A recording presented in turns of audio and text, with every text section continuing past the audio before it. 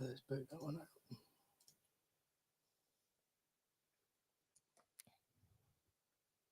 Okay. So should I remove shadow boxing from the spinning wheel thing? Because you weren't meant to see me. No, if it comes up, I'll immediately change the camera. Sure? Yep. Okay, cool.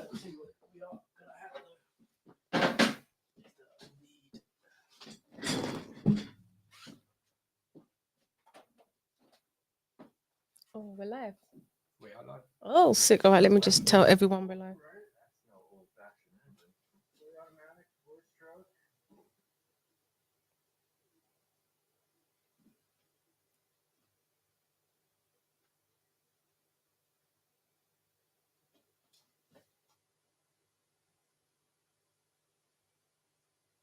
Sam was like no help last week. Afterwards, he was just like, "Yeah, the amount of times that like things go wrong on like Queensbury streams and stuff, it happens." I'm like, he. That's what I'm saying. He was just like, yeah, cool, man. Okay. He was telling me they've had it before where a screen is completely black, and it's because someone's unplugged it, and they're like going through everything. It's literally always the smallest thing. Yep.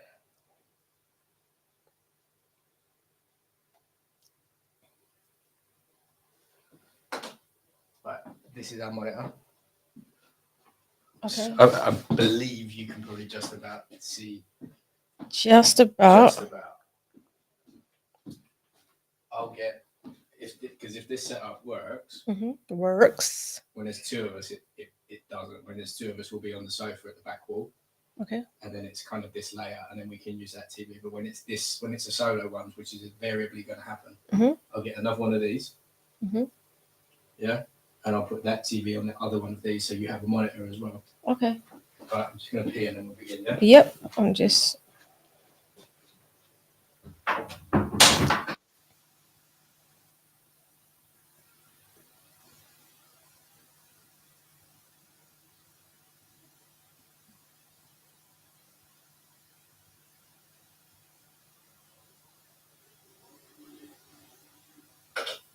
Right, this is our monitor. Whoop, whoop, whoop. Okay. I believe you can...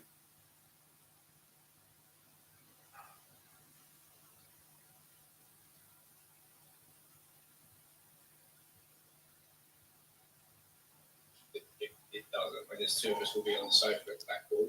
Okay. And then it's kind of this layer. We'll be live in 5, guys. The mics are on, you know, Rob. Oh, are they? Yeah.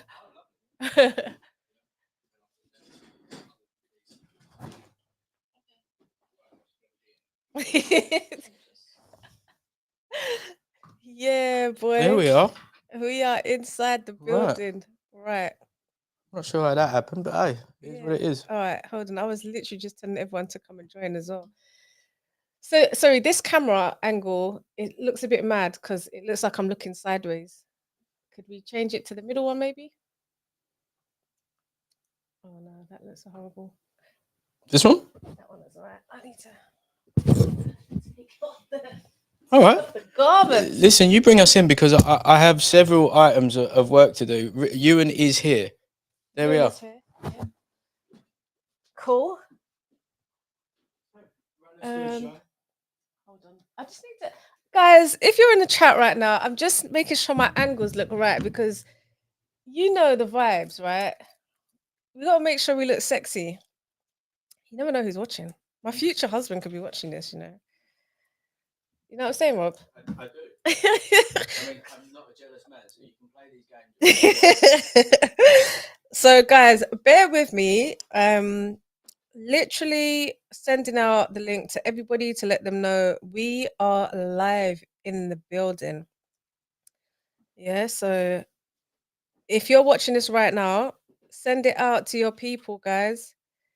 Let them know that we're live. I'm just gonna tell my mum and that I'm live so she can watch me now.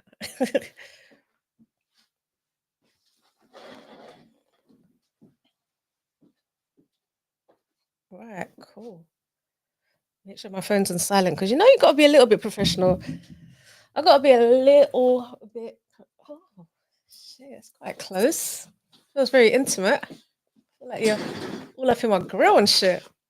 I mean, hold on, mate. Can that camera, like, I feel like it's getting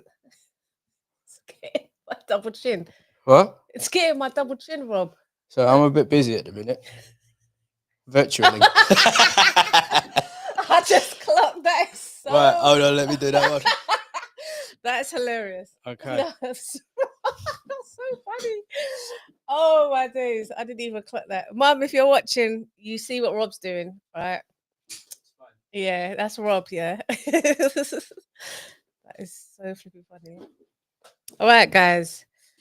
We got all 31 of you guys inside the building right now. We're just sorting this angle out, which is, you know, Rob was, you got, yeah. Like, that's a little bit, but you can't really see the boobs, but it's fine. I can change that. Yeah.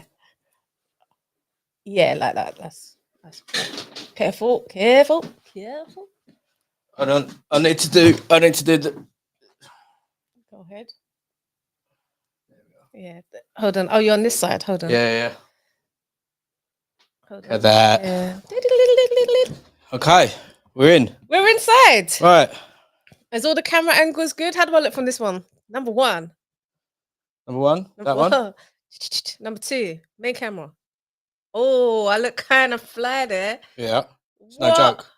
It's no joke. Shit. Is that what I'm looking like? Yeah. Like I said, my future husband could be watching this. So if he's watching, I've got to make sure I look cute and that. I think it's here. And like, listen, I don't like that you keep doing this because it's true. The 26th of April, Yeah. 2025. Yep. Where are we going to be? We're going to be you and me together. I wanted it to be us, but obviously you've invited other people. I just wanted it to be you and me, but no. Yeah. We are going to be at our watch party, the 505 watch party, April the 26th, 7 p.m. till 2 a.m. Let me break this down, right? Let me break this down, guys. We got DJs, Mad Influence. They're going to be playing throughout the night to the after party till 2 a.m. in the morning. We got food provided by Next Kitchen. Yeah. If you guys didn't come to the last one, just know she had curry goat, rice and peas, plantain, mac and cheese, jerk. Was it barbecue wings? And I mean, if you remember rightly, I was completely on the job, and someone when she gets into the mode of hostess, you will not eat any food, young man. Go over into the corner and handle the wires. Yeah, I didn't get to eat anything. Did you not? No, because I gave you the tokens. Though. No. I was busy, and then everyone else I had cash on me because obviously Netty Kitchen. Just to let everyone know, cash only on that one. Don't take liberties. There's you know what, snitches get stitches, bro. All of that, bro. Right. I didn't get any because people took the cash that I had off me, and at that point, I was fueled by vodka and just ambition. The thing is, I've got to make sure my team is fed right. Nah, I'm all right. I the don't way eat to for a days. man's heart is through food. I know. And other things, but yeah, that's for after hours. But yeah, I've got to make sure that you're eating. So yeah, Next Kitchen. We got my cousin Annie. She just throws down in the kitchen. When we go on family holidays, she's the chef. She chefs it up. Yeah, we went Barbados one time, and we went Carnival Kadooman, it's called, in Barbados, and we came back late, and we was hungry. I was just like, man. And my cousin Annie, my older cousin, she was just like, yeah, she got in the kitchen and she just whipped up some food quickly, and it was so, you know, those days like when you're hungry and someone makes you food and you just want to cry when you're eating it because it's so nice and thoughtful that they've done that. And even my other cousin Mills, that she comes down to the watch party as well, we had a family party. After that, went to hers. I was starving. Cousin just cooked me up the best chicken burger. You know, I don't really eat chicken burgers. Do you know what? No, you've told me this, which is crazy, right? So hold on, but before obviously we're ruining an absolute spectacular view. Let's just not muck about with that. Ewan, right? Get ready, mate. You're gonna have everything you waited for. Scan the QR code. Tickets are available now. There's not that many available, to be fair. I think there's about 20 left. I think it's even less than that. Maybe less. I think we're at 15. Right, yeah, and then what we'll do is that, hold on, which hand gesture? I'll do this hand gesture again. My bad. I'm not going to get bored of that at any point. Neither am I. You know me. I'm for it. Hey, it's before the watershed. Anyway, yeah, there's not that many tickets left. There will be a few on the door, probably depending on the sales. We normally hold a few back. Yep. I cannot stress enough. If you are a ticket holder, you have got the information of the venue and how to get there. Yep.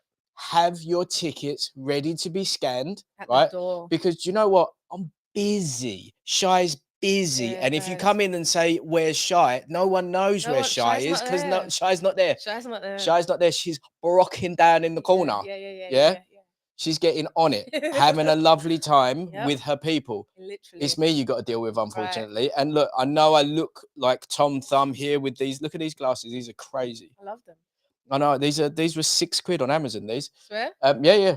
I don't do prescription glasses. I feel that's. Are we? Anyway, scan the QR code. Now what you also can do is that's power. That's just so power. Oh no, it's all backwards. There we are. What we're going to say here, that you can scan and donate to things here. Follow at the 505 Way, at the 505 Way on Instagram, X, and Twitter. But also the I Am Shystie account, which is no joke whatsoever. While Shy does a little bit of lippy, what you can do is that you can hit say thanks in the supers, and there will be this Sunday coming. Look, I'm not even visible in this one. Look, the first Patterns watch along. The first Patterns watch along, guys. Can we say who we're joined by? Yeah, definitely. Yeah. So we've got our first Patterns watch along guest, and it's going to be Dwayne Hotshot Sinclair. Team Buatsi is going to be in the building. He's going to be joining me. We're going to have we've got a nice setup for the watch along. It's going to be fun. So me and Dwayne and Rob are going to have fun. Is Ewan joining us? Ewan, are you joining us? He can do, but I feel that's a brand risk. Yeah, well, it's on fine. Easter Sunday. It's fine. Come on now. No, it's fine. But yeah, that one's going to be Sunday coming. We're going to have a lovely time on that one. And you know what? It is a pretty high stakes card. I know no one really cares about the main event, but the long and short of it is, I'm going to press off the button now, right? Long and short of it is, if Ben Whittaker loses, no. Not only is that career done for Ben, it's mad, isn't it? I'm telling you, boxer are hinged on him. Yeah. That he is the only. No disrespect to JB, because JB can go wherever he wants. No disrespect to Fraser Clark. No disrespect to Adam Azim. Yeah. Right? They took out loans to secure No Ben. way. Ben is on cash. Proper cash. Why the hell have they put him on so much cash and he hasn't even because he's a star. But how is he a star though? Because he's a potential star. Olympic, he looks cool, he sounds good, he's got Dragon Ball Z tattoos and stuff. I feel like they've hinged a lot on him being a potential star because he's not a star yet to me. Yeah, I feel like he's got potential to be a star. For sure. But right now, he hasn't done anything to make me think that's a star. Oh no, he's had some good performances. He's had some. But it's against what competition though? Yeah, I know, but he is fun to watch. Okay. You're gonna have to just accept that there's an annoying screen in our direct way. I will sort it out in a bit. I can quite comfortably do that in a minute. So tonight. Yeah. Right. So hold on. Let's do a little bit of a hello and greetings to everyone in the comments. Right. Eric. Shout out Eric. Shout out Ra. What? I mean. I'm not going to be disrespectful because you're a G. What hat are you going to wear to the watch party? Yes. Are we talking trilby? We talking top hat? We talking flat cap? What we saying? Yeah. We're going to look like we've just done a shift as Van Helsing this time, or what? Beanie hat maybe. Also, no hats, no trainers. Yeah. Ra's the only person that's allowed to have a hat. Yeah. No. He's there are not that many people that can do a hat like that. Yeah. And get away with it, he's one of them. This event is no hats, no hoods, no trainers. But if Ra wants to wear a hat, because that's his brand. Yep. I'm letting him in. Yeah. He's allowed. Yeah. As you were. Ewan's in the comments. Shout out Ewan. We all know Ewan. Ewan's brought his boat down. Amazing. Yeah. We need a sound effect next time, like a clap. Okay. Yeah, I might even have one already, Yeah, we need to clap it up. When someone, has a good achievement or they've done well, or we just need a really good... Just a little something. Yeah, a little something. Big up Ewan, man. Big up Rob. Big up Eric inside the building. What about look, if I drag that over, look, we've got something called a rim shot. What the fuck? What's a rim shot? It's a drum thing, right? But we'll let that go. Okay. Anyway, yeah, and what's he got? Boater hat. Oh, what's a boater hat? What do you say? I don't know what a boater hat is, but Dwayne's in the comments as well. Big up Dwayne. Dwayne, we've already spoken about you, mate, and we already know that next week you're going to be up in GH2 for the first Patterns watch along. Yep, joined by me. And yeah, like big up Jams as well. Red Corner Boxing. Yep, shout out Red Corner Boxing. Just secured a decent sponsor, the boys. Yeah, very good to Jams and Mr. Neutral. They've got their show on after ours at 10. So after this, we'll be jumping on them. And yeah, joining the boys. Right. So yeah, as we have now began. Yeah, that was a good little intro, right? I know, it was nice. It was nice. Shout out myself and shout out Rob. We are the ultimate duo. Hold on. Yeah, Kip and Love Wonder. Yep. Shout out.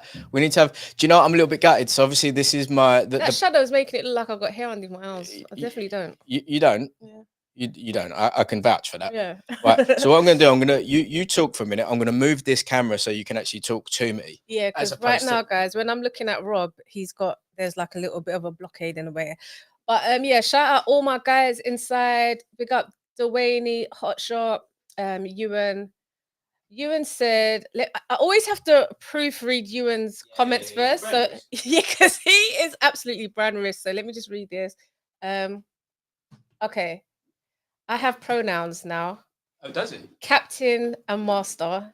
And commander, there's a wire in the way.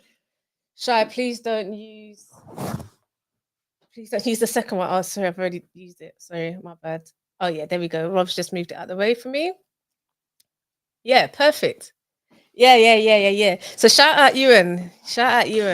My pronouns are new captain, master, and commander. Shy, please don't use the second one. I mean, I get that, and he shouldn't really be doing that early on in the stream. And do you know what? Hey, it's Ewan. It's Ewan, man. It's Ewan. The thing is, I've come to love Ewan regardless of wherever we are. Yeah. Whatever we're doing. Yeah. It's Ewan. It's Ewan. You know, like sometimes you have those friends where they're just like, sorry, man, it's Ewan. The fact that he has become folklore at the watch parties with your inner family, like who was that guy? You're like, oh, it's Rob's mate, Ewan. Yeah. And they go like, oh, right. Because next time we know exactly what we're dealing with. Ewan, we love you.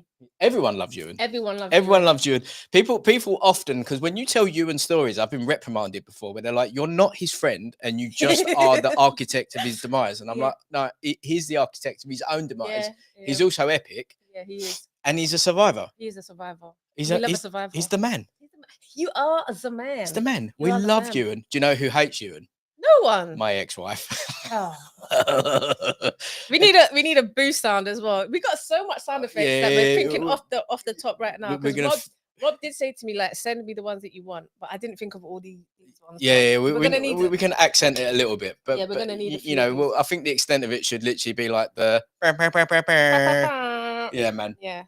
Just making sure that my stomach, I'm going away soon, so I have to make sure that I'm body ready. Right. So look, let's openly and honestly, frankly, deal with this in the comments, right?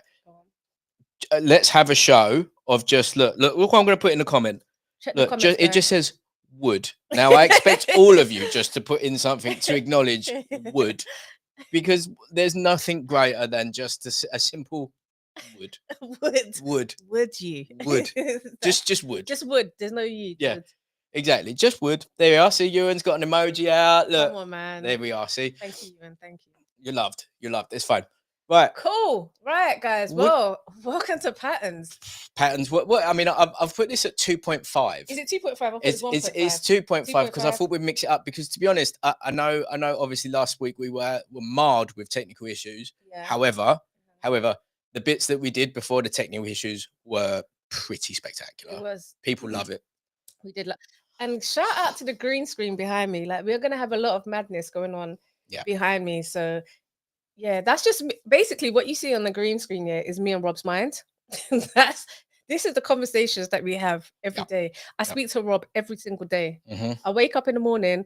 I've either messaged Rob at 4 in the morning. Well, yeah, because your hours are totally opposite. It's basically we look at the same moon. Literally, we look at the same. You may moon. as well be on the east coast of the States. I'm telling you now. Yeah. Right, that's my guy. So, yeah, cool. Welcome to my live stream Patterns, where we talk all things boxing. We just talk anything basically, but it does revolve around sports. You know what? Boxing. Go on. We're at the stage now. That's not Jeamie already. That is Jeamie already. Hold on, wait. You know what we need before we Go on. My ringtone. Guys, when you hear this ringtone, yeah, just know it means I've got a special guest coming. So anytime you hear this ringtone, can you hear it? Is it popping off, Robs? Hold on, let me just make sure. Because yeah. I think it was this one. I'm excited. That's what you call. See, I see time. Just show up for me on time. Right. We'll deal with that in a second because Jeamie is in the building. Yep. Jeamie TKV. Jeamie TKV. Yes. Inside. You right, Jeamie? Can you hear us? Oh wait, hold on. I need to come I'm all good. I'm all good. How are you guys? We're good, mate. mate. I can hear Jeamie. Yeah, Mr. My name is Todd. We don't know. No, that's Rico. Not for now. Okay, Rico, we'll leave him. Leave him on the mix for a bit. We just want Jeamie right now. 1 second. Yeah, I can hear Jay. Yeah, we're all good. We're good to go. Right, Mr. TKV. Welcome. Yes. Thank you for having me. Jay. Thank you. I'm all good. How are you guys? I'm all good, man. Yeah, can you hear echo? Or is it all good? Yeah. Nah, okay. It might just be you.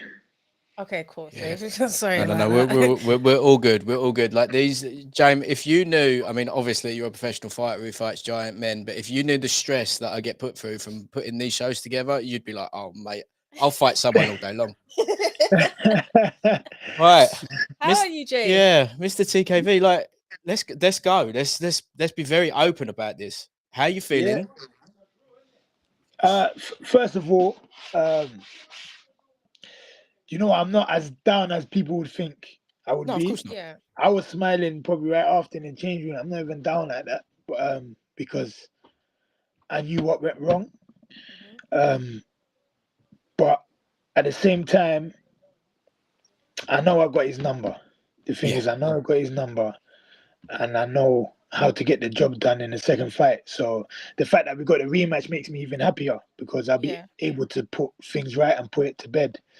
You know, so to be honest, I'm happy. I'm looking forward to the rematch. I'm looking forward to even getting better and definitely perform better. But like just to improve in general and just to have I'm just excited, man. I'm excited that the board ordered a rematch, man. That's it. Do you know what? I was, because like even in one of the group chats, I was saying like how often the only time I can truly say that I've seen the board order an immediate rematch was Fabs and Fraser, and that's because it was a draw, right? I was like, they have to do this. It's so public. Frank has come out and he's fuming about it. Then you've got obviously Ben, who's your promoter, fuming about it. Like Barry, the consensus of people were very upset that this was it. And the consensus of it, which was the most interesting thing about it, was like, it's a very hard one to dictate because you don't deserve a loss on your record. But for me, at least, and I've said this to Will and I'll say this to you, Dave doesn't deserve a no contest because fighters doing fighter stuff. Like, and I'm not going to lie, I'm that biased that if you'd have sparked him in the same way, I'll be like, all right, it's got to stay. Like, he's British champion. He's British champion, and then that's the end of it. Like, it is what it is. So from a perspective of you getting the rematch, it's amazing. Yeah. Do you know what? You can say fighters do fighter stuff, but I do believe he did that deliberately out of frustration because he did I don't doubt that at all. Yeah. For me, you were 5-0 up. 5-0 up or 4-1 if you really wanted to give him a round. But like, he was so frustrated because he could not land on me. I made sure that he could not land. Even when he was throwing shots, I was catching him up. I was catching the shots. The shot that he caught me with is the shot that I did not see, and that could hurt anyone. If I saw it, I probably would have. it probably wouldn't have done the damage that it done. But I did not see it. I was about to look at the ref, and I felt obviously. I mean, like, James, shocked. how about this? How about you run us through it, right? Look. Yeah. Look, so look, you're holding on to him. You should be able to see it in the video. And then, like, you even look at the ref. The ref had a terrible night that night. Hold on, sorry, 1 second, right? Because Robin spoke, but you don't understand how pissed off I was watching this fight, Jamie. Yeah. I was watching this because obviously I speak to you, you support me, everything. So we was watching this and we're just like, Jamie's 5-0 up on the scorecard. This is like smooth sailing. Like we're like, yeah. So then when the referee said break, and he was hitting your hand, like and David, Adeleye was holding me. Fight, yeah.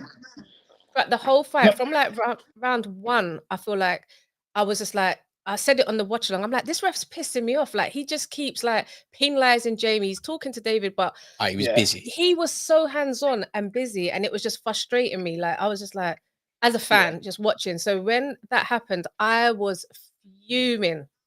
Just fuming. Look, it was so mad that when I was down, I looked at the ref and like, right, he hit me when you said break. So I looked at him, but then he started counting. So I said, right, he's counting. So I'm kind of talking to my team, but obviously I had to carry on.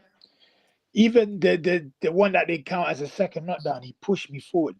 Yeah, we saw, because when we watched it, it's pissed. Like he hit you, but it's like there was one cuffing. There was like one cuffing hook shot that was kind of more of a forearm push grab. It wasn't a clean shot, and like you know what, like this is one of the hard things of having friends that are fighters that get to your level, because like that referee had a terrible night, and he continued to have a terrible night with the fight afterwards, and like this. I think had he not been such a melt in the Joyce fight afterwards and jarred Uncle Frank to that level, I'm gonna say chances are we're having a very different conversation right now. But I'm very thankful that you've got the rematch. Have you got any idea about timelines? I'm not sure, but as soon as possible, man. Obviously, probably won't be in the Ipswich one because we've got to get a camp going. Yeah, but that won't be a problem either to get on the Ipswich one. But because I'm back in the gym tomorrow, to be honest, I'm ready to go. Do you have you got a suspension for 28 days, right? Yeah, just usual, that as just usual. Yeah. Okay. So, but even then, I would because I spar a lot anyway, so I probably would prefer a little break anyway. Yeah. So, but the only thing I would do is just ticking over training. But I mean, the thing is, you were. I think he was surprised about when you grabbed a hold of him. You had him, right? There wasn't that much he could do with it. Like the strength. Obviously, we know you're a profound level wrestler. Real bad man in the background. Love that. Right? You were in absolute peak condition. You were piecing him up with the jab. He could do nothing with you when it got close. Yeah.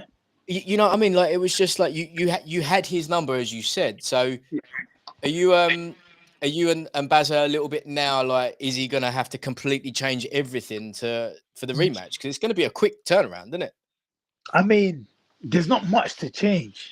No, obviously, I'm not gonna give too much. Of course. Yeah. But he's definitely coming in aggressive. So, but the thing is, my usual style is like I like people who come forward and stuff like that. So obviously we switched it up for this fight, but there was reasons for it, and everyone saw that he struggled with a good boxing IQ.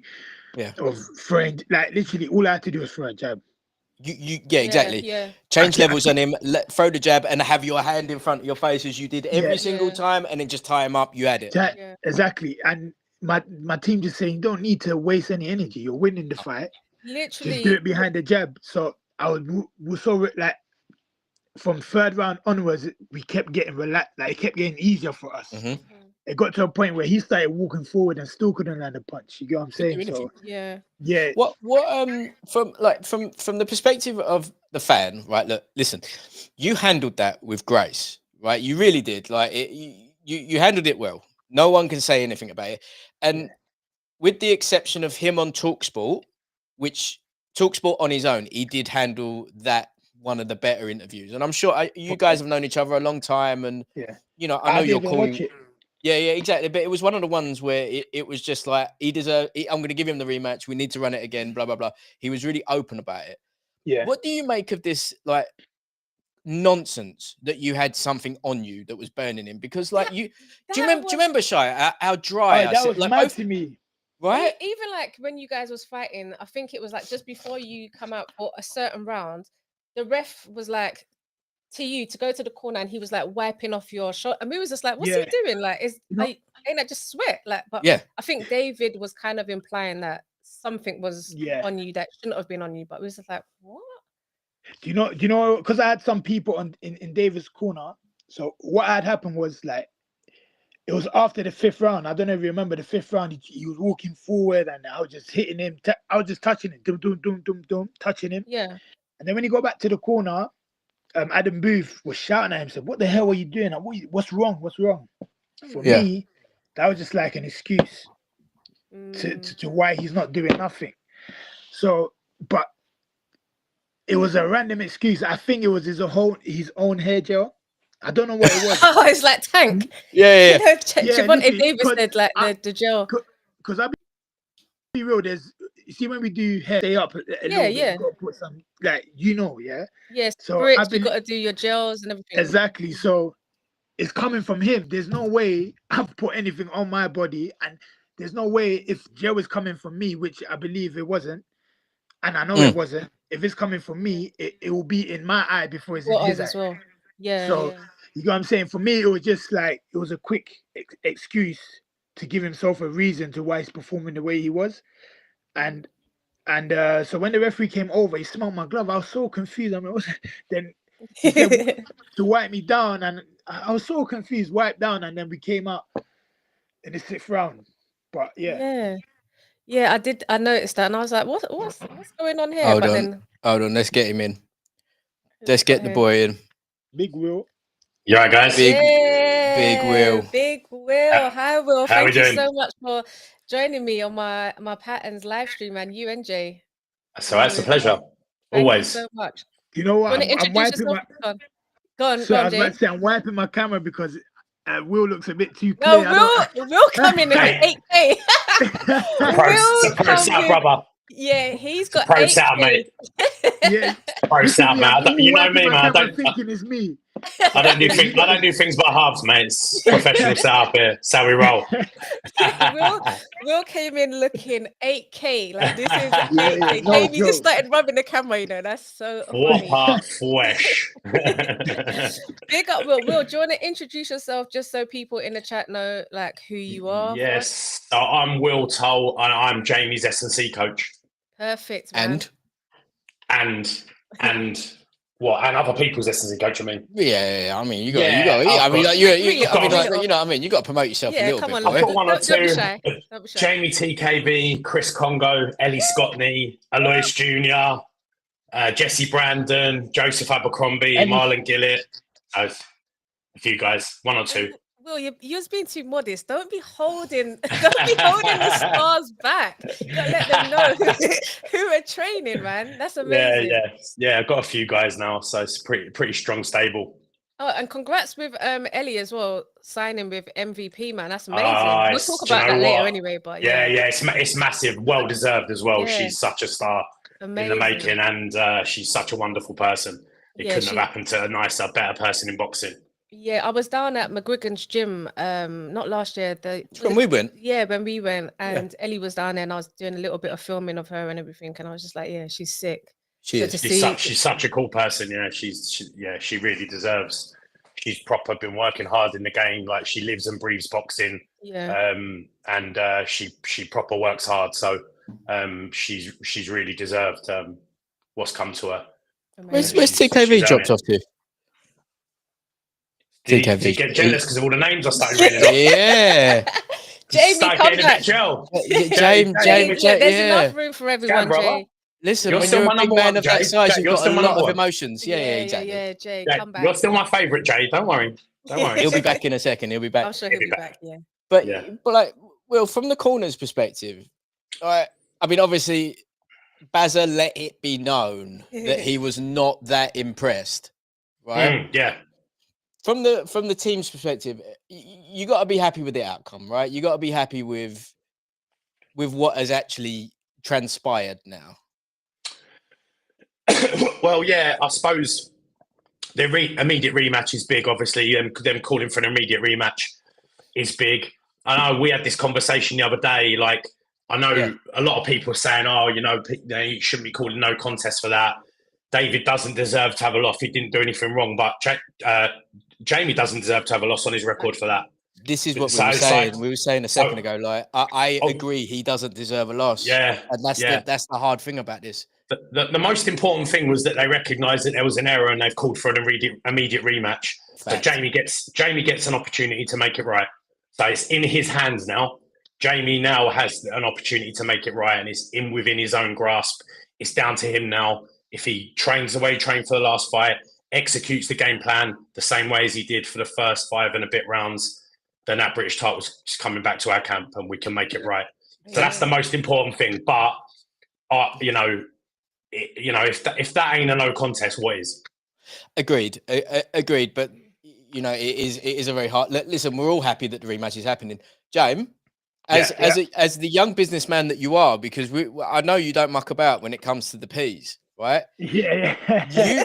You come out and you batter Dave and claim the British title. Obviously, there's going to be a trilogy, isn't there? There's going to be a third fight. There almost certainly, and that in itself, I think we could be dealing with an O2 selling copper box headliner. Hopefully. I think that's a bit. So, like, hey, get the bag. You know what? Get the bag. You know what? You're right. I'll get the bag for sure. That's why we're here. We're chasing the bag, but prize fight. I do believe once I put that to bed, it'll be Clark. Okay. Or maybe Dave Allen or Fisher. Then me and Adeleye will probably circle back for another time, another title. Yeah, I'm into that. You know, Fraser's the fight to make. Bragging right. Fraser's the fight to make after that one for sure. Yeah. Do you know that has died down an awful lot though, isn't it? Because like there was a bit for a while where obviously he got his head dented in by your mate Fabs. Like that was bad for all of us. I couldn't even what you see when we was doing a watch along for that fight, and then we saw the dent and we was like, "Is that a dent in his head?" We was like, "There's no way." I couldn't even watch it a second time. I said, "Oh my god, this is madness." It's a bad one. Do you know what? He was seriously injured though. He was seriously injured. Yeah. Of course he was. He had his and it was head broken, man. Broken, yeah. And it's not a nice thing to see, man. You know, I DM'd him saying, "I wish you a speedy recovery straight away," because it's not a good thing to see. You know, James, what was the nonsense about like Solomon? What was Adeleye banging on about Solomon? Yeah, like mate, I've seen the video of you calling Solomon out and calling him all manner of stuff after his fight. Like, you ain't pals. Like, what was all that about? No. You know what? Obviously, because you see, the worst thing about it, I think over here I should be telling the truth because Adeleye is actually a liar. Yeah? Oh shit. Go on. No, he said a few things. He said a few things that was just jarring. Like, it's the like... thing is, do you know what? He said a few things, and I left him because he knows. So he just lied to he knows, and everyone around him knows that he just lied. Yeah. So I didn't even care to say anything. I didn't care to pipe up. So he went in the interview and lied. And they asked me if I wanted to add or elaborate on what I said the day before, and I said I'm not gonna say it because he knows the truth. Yeah. But you know what? So basically, but if I say it, it's gonna go viral. I might hold it back. I am not promoting just like to say things, but this is a free platform. Hold on. This is why I have created this space, because I want boxers and athletes to just create their own narrative, control their own narrative. The floor is yours. Here. Do you know what? I will tell you guys away from this. Let me just tell you, you tease. That was the biggest tease. What kind of tease? Yeah. Okay. I was waiting for literally. Oh, you know what? James. If I say what I say, it's gonna go viral, and then he's obviously I don't care if he's upset, but it's just I'll leave it as that. Yeah, but All right, how about this? How about this? That, Save it for the press conference, right? Maybe the second press conference before the rematch. Really get under his skin, because that geezer cannot handle the mind games. He can dish it out. He can't take it back. You know, he can't. And he just started just talking weird, just lying about stuff, lying about situations that never. Like, okay, as an example, let me just talk about like some of the lies that he made. So after we finished talking. Sorry, is the connection working? Yeah. Go on, you're right. You're right. Sorry, my connection just That's okay. So after we stopped talking, we took a picture with Simon Jordan and everyone else. yeah. And then he said, Jeamie, you I'm gonna knock you out. I'm gonna like, you won't be able to hold these shots. So I started laughing. Yeah. Then he got upset that nothing was getting to me. Yeah. And he, as soon as he saw his brother, he turned around, he tried to flex on me, and I said, then I stepped to him, and then we got separated. Then he said we was waiting for him outside with a car to come and pick us up. He said we tried to attack him, and then he said, who wants it? Like, he just kept, this guy's coming up with a story, and there's a lot of people that can say that you're lying. Like, if it was just me and him, it'll be my word against him. But the fact that he's lying when there's a lot of us, it's just very weird. It's just mental, isn't it? The professional fighters of this size and caliber are still living that. Hey, man. I think James frozen to the point where he might have to come back in a bit. But Will, so go on, run us through like how fuming really was Bazza. Did you learn some new words? Bazza, yeah. Bazza learned to swear in about 6 different languages. Bazza was coming in Arabic and Chinese and everything, like swear words I never heard before. And I grew up on a council estate, so that's saying something. If the geezer had a Whoop or an Apple Watch, it would have alerted medical authorities immediately. The ECG was going crazy. Yeah, the ECG was going crazy. Yeah, and rightly so as well. Like Barry is very invested in his fighters. Like, as he should be. Yeah, he should be. Yeah, he lives it. Like, he's right there. You know, he's right there on that emotional roller coaster with his fighters, and when stuff like that happens, it hurts him just as much as it hurts Jeamie or hurts his other fighters. So he really lives it, and he puts everything into the work that he does. And so when you see your boxer executing a game plan like almost to perfection that you strategized and you planned for 3 months, and you see him go through it to perfection, and something like that happens. Exactly. He was like, for me, like I was sad. Yeah. I was like sad.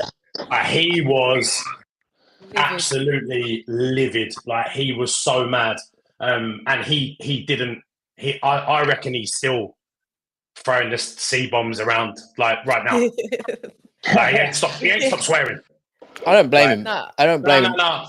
Me neither. Agreed. There's a quick question in the comments, which is, Jeamie, do you think David is someone who relies on athleticism more than technique and ring IQ? That's for both of you, really. Yeah, that's by raw. Yeah, I mean, I don't think Adeleye is technically poor. I actually think he's technically sound. Like, he's got a good technique, good punch quality, like the way he would throw his punch. You get what I'm saying? Mm-hmm. He just has a problem with throwing punches. He just don't throw enough. Not got confidence in his gas tank, is he?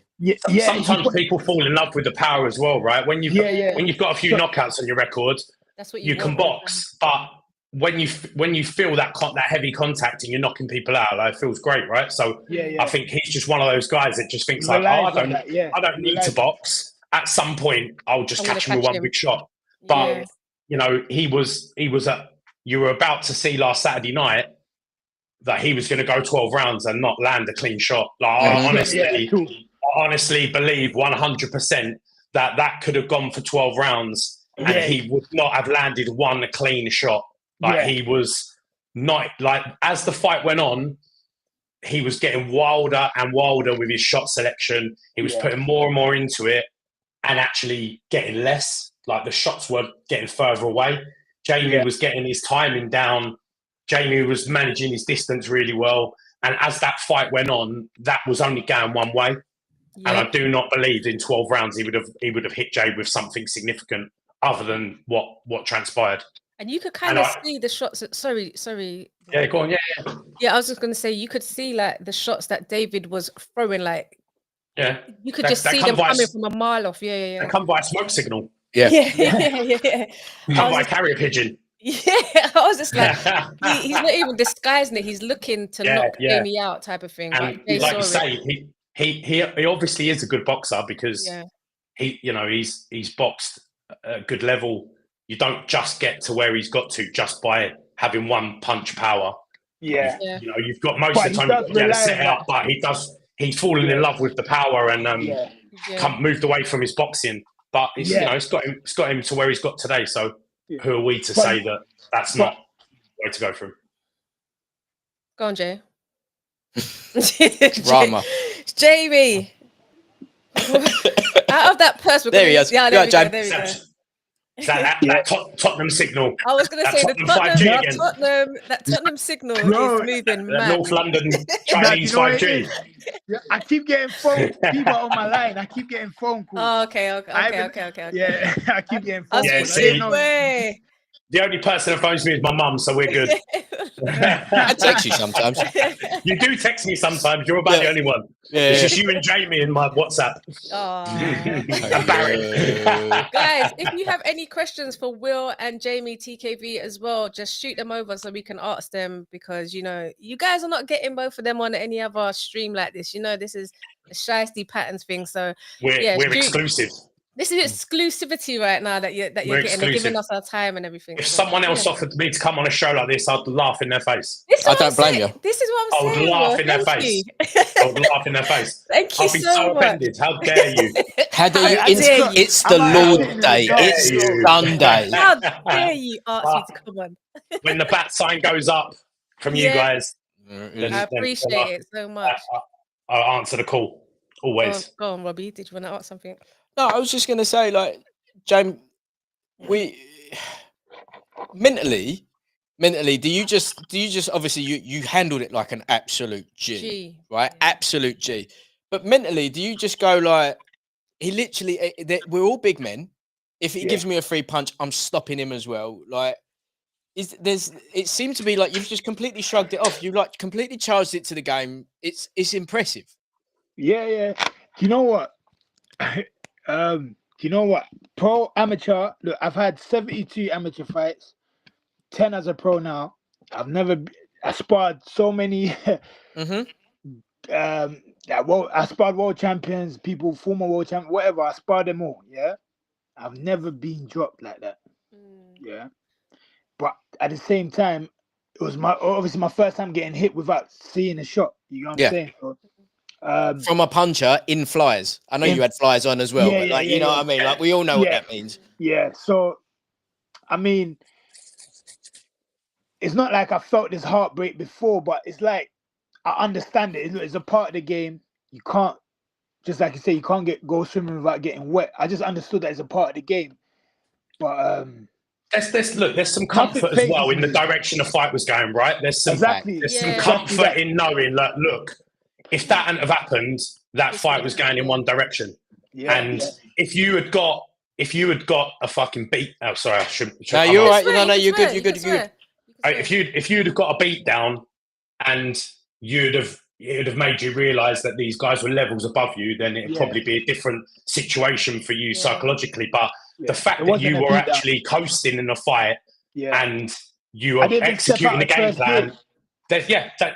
There's some comfort in knowing that that's what transpired, and look, it's devastating because we'd worked for 3 months for that fight. Before it even got matched, we were working ready to go. Like, we were training before that even got announced. People don't understand how much work these guys put in to training camps, money, time, sacrifice. They sacrifice their family, their social time, the things they want to do. You know, people just don't understand what goes into a training camp, and for it to start to come to fruition on fight night and then it to be snatched away from you like that is heartbreaking. But there's comfort in the fact that, one, we've got a chance to make it right. Fact. Yep. No, but at Two, the time we didn't know that. Yeah. No, but we didn't, but we did. Yeah. We knew. I get what you mean. We knew that there was Something no could have been way. done.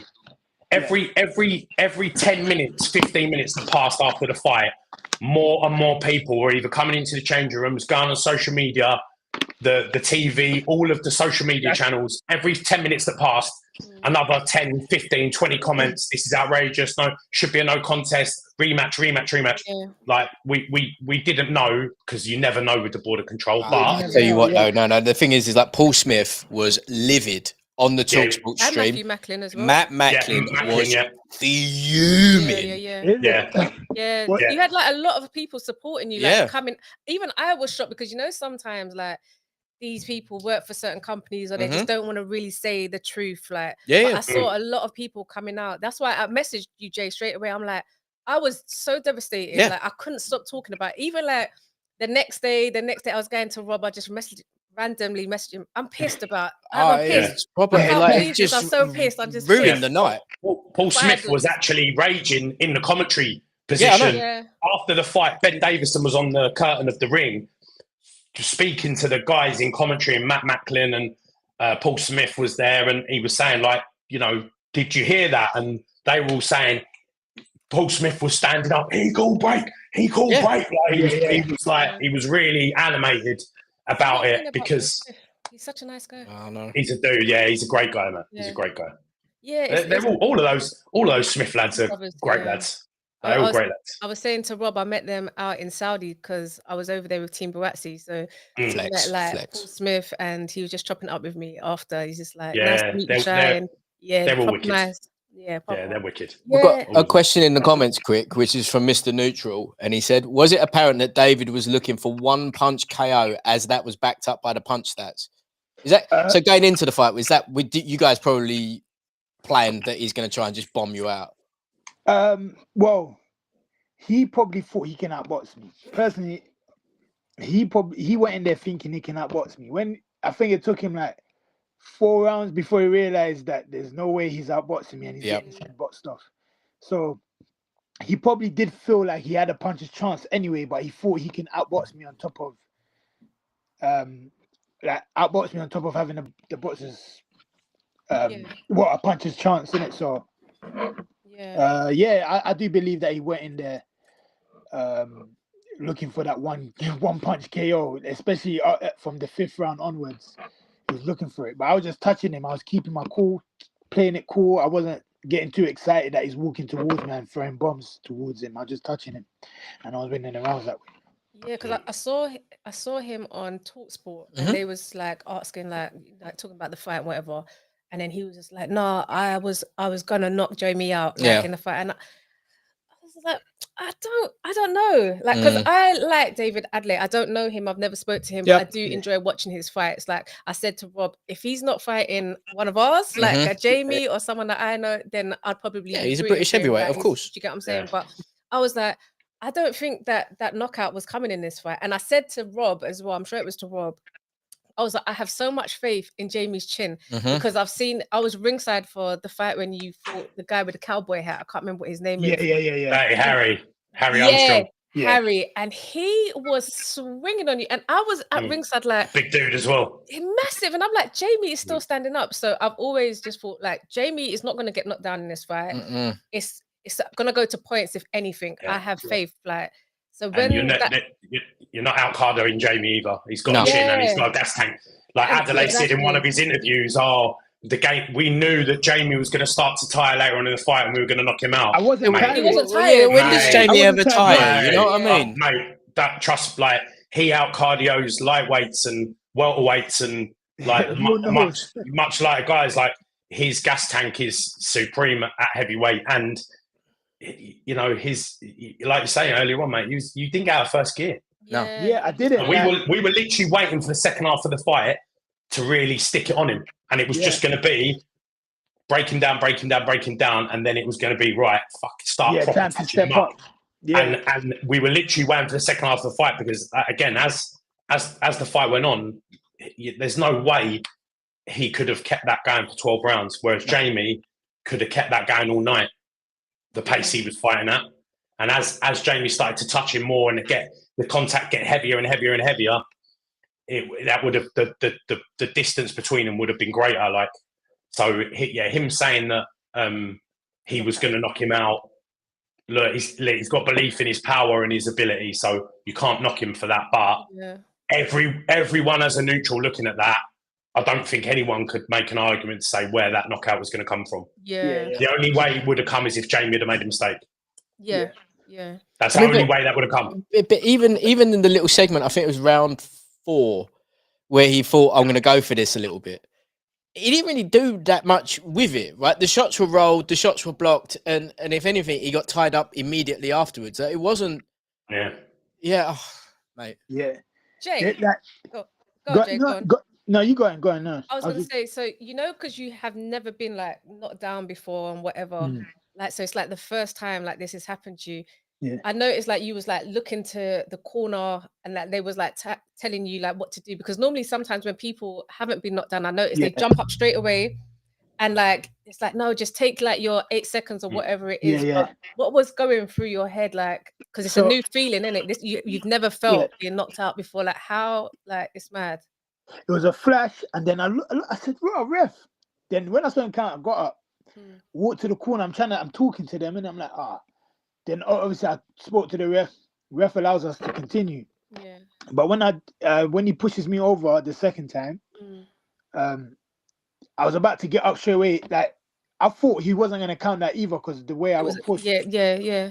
So then I saw him counting again. So I was going to get up quick, but Ben said, "Jeamie, take your 8 count." Like, if I was out of it, I wouldn't be hearing these instructions. Yeah. So maybe I looked over for too long. So he said, "Jay, take your 8 count." He says, "Jay, get up now." I heard that. I got up and I was walking towards the corner and turned around. Does he want me to be staring at him as I walk? I'm not sure what I'm supposed to be doing. Yeah. I was just walking towards the corner. If I was out of it, I wouldn't know to walk to the corner and look at him. Because I thought you was like really, really good. Like, even because I've watched it back a few times and I was like, you paid attention to like your corner, you was focused, like you took your seconds and you got up. I could hear the corner instructing you, and I thought like that's like a really good corner. Like, really, you guys amazing. And I was lucky enough to have Ben and Lee Wiley in the corner with Will and Barry. It was a good corner. You know what I'm saying? And as the rounds was getting on, we was cruising and we was gonna continue cruising and getting better. I feel like that it was happening, but there was more to come on that. There was more to come in that fight, man. I just never got a chance to really show it. But at least I showed everyone that I can beat him with just a jab. So next fight, we'll see. Yeah. Your profile has not been bigger, mate. Like, obviously flipping the table was huge. The TalkSport stuff was huge. Like, finally, and like, nice to see Ben actually not Davison, Shalom. Yeah, Ben Shalom. actually being a little bit more team TKV for it. Like, it's just nice to see, mate. Like, and I'll big you up for this, Rob, as well, because you know I've been training Jeamie for 4 years now, and Rob has been we've had you on from day one. Yeah, from day one. You've had Jamie's back from day one. Like, you've always, every time like Jamie's in a fight, he don't get a post-fight interview. You're on the text. What's going on? Blah blah blah. This is out of order. So blah blah blah. Tell Jeamie say this. Tell Jeamie say that. Like, you're trying to fucking like promote him and get him pushed on. I'm trying to get the job as hype man. That's what I'm trying to do. Mate, you're there. You're there. Vacancy. You've arrived. Even at the watch party, not the watch party, the watch along, sorry, when it Oh, I all was happened, fuming. we're doing a watch along, so we've seen like everything that's just unfolded, and Rob's like this, I'm gonna message fucking Will. I'm not happy about this. He's on his phone, he's like, Will, what the fuck? I'm cracking because we're like live as well, but he didn't care. And I'm messaging Jamie, it's all mad. Mate, We was going it's just, crazy. It was just a farcical thing. And like, again, I'm really happy that the board has done something about this, because they could have. I mean, how many times have we seen them just go, "What? Oh, well. What you're saying? One of our officials isn't perfect. Are you insane? Like, what are you talking about? Guess what?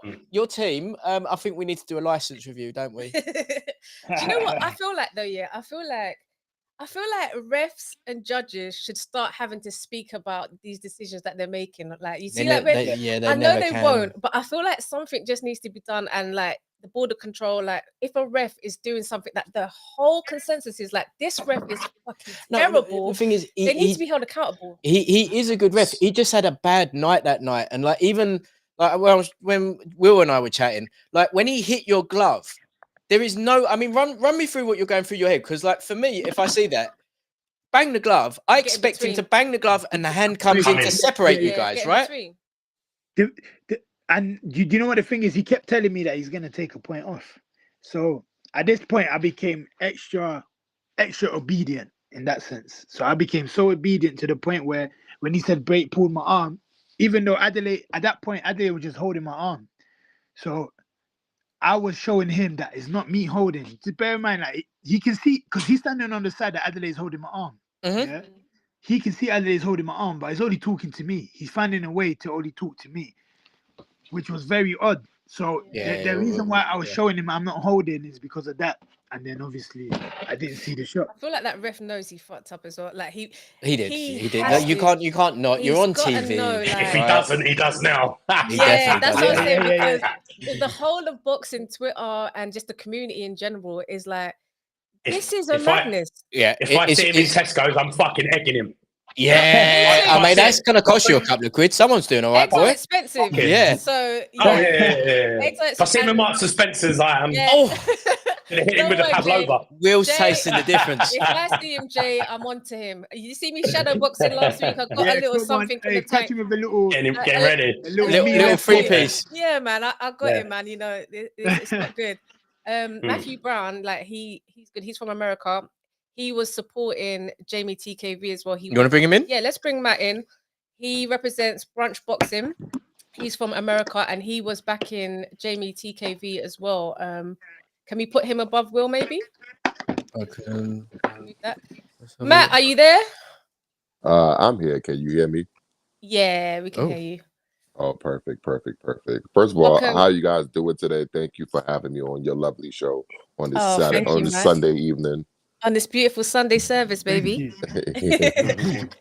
Yeah, we're joined by Jeamie TKV and Will, his strength and conditioning coach. So yeah, if you have anything that you want to ask, because I know you was in support of Jeamie. I saw your tweets and we was in our group chat, like talking about the ref and everything. So yeah, fire away, Matt.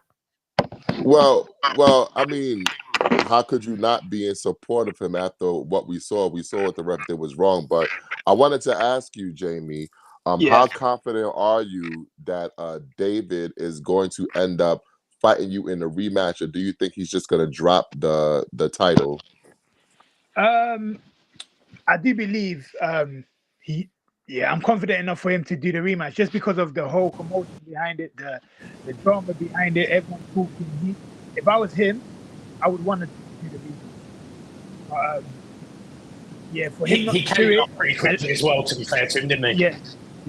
To say, we'll give, before the board even come out, he come out and was like, if they want to do it again, we'll do it again. And again, it goes back to what we were saying earlier. He obviously believed that he's not just talking. He obviously believed that as that fight went on, that he would get to Jeamie.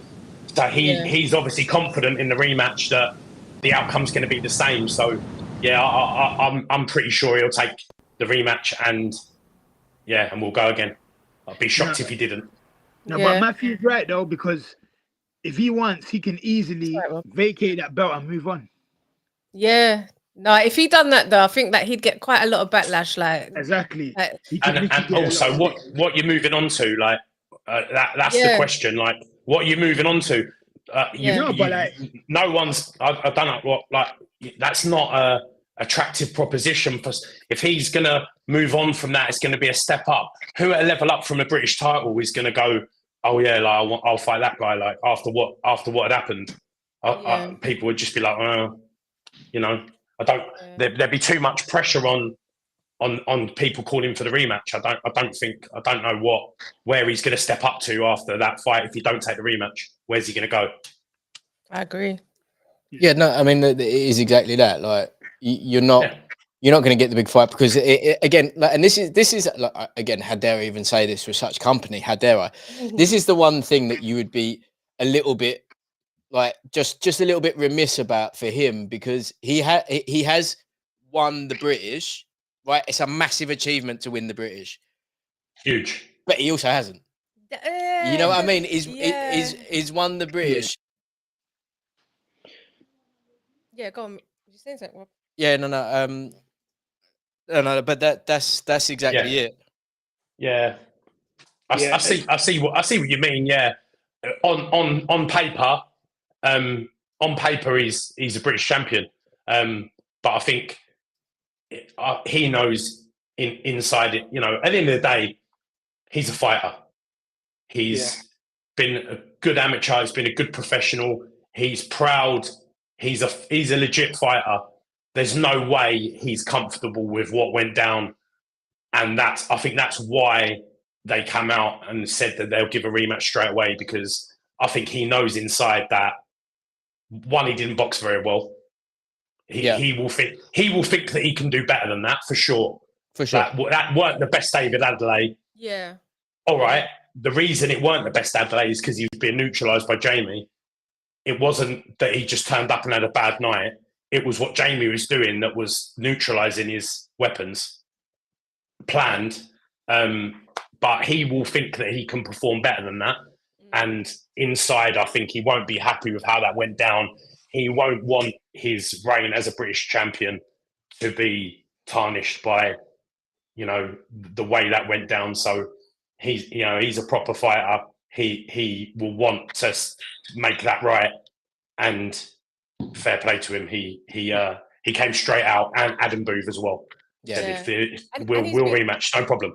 Yeah, he's been on like these massive platforms as well, saying let's run it back. So you can't. Yeah, that's the money fight as well. And more for any other fight. Yeah, right now. Ed also, he don't mind a quid either, does he? He knows the commission's coming in. Like, bring it in. Yep. James, money fight. We won't keep you for too much longer, because obviously it's Sunday night, and you know you're living your best life. There's a question for you that just says, who was your inspiration boxing wise as a young man? That's by Mr. Neutral. Do you know what?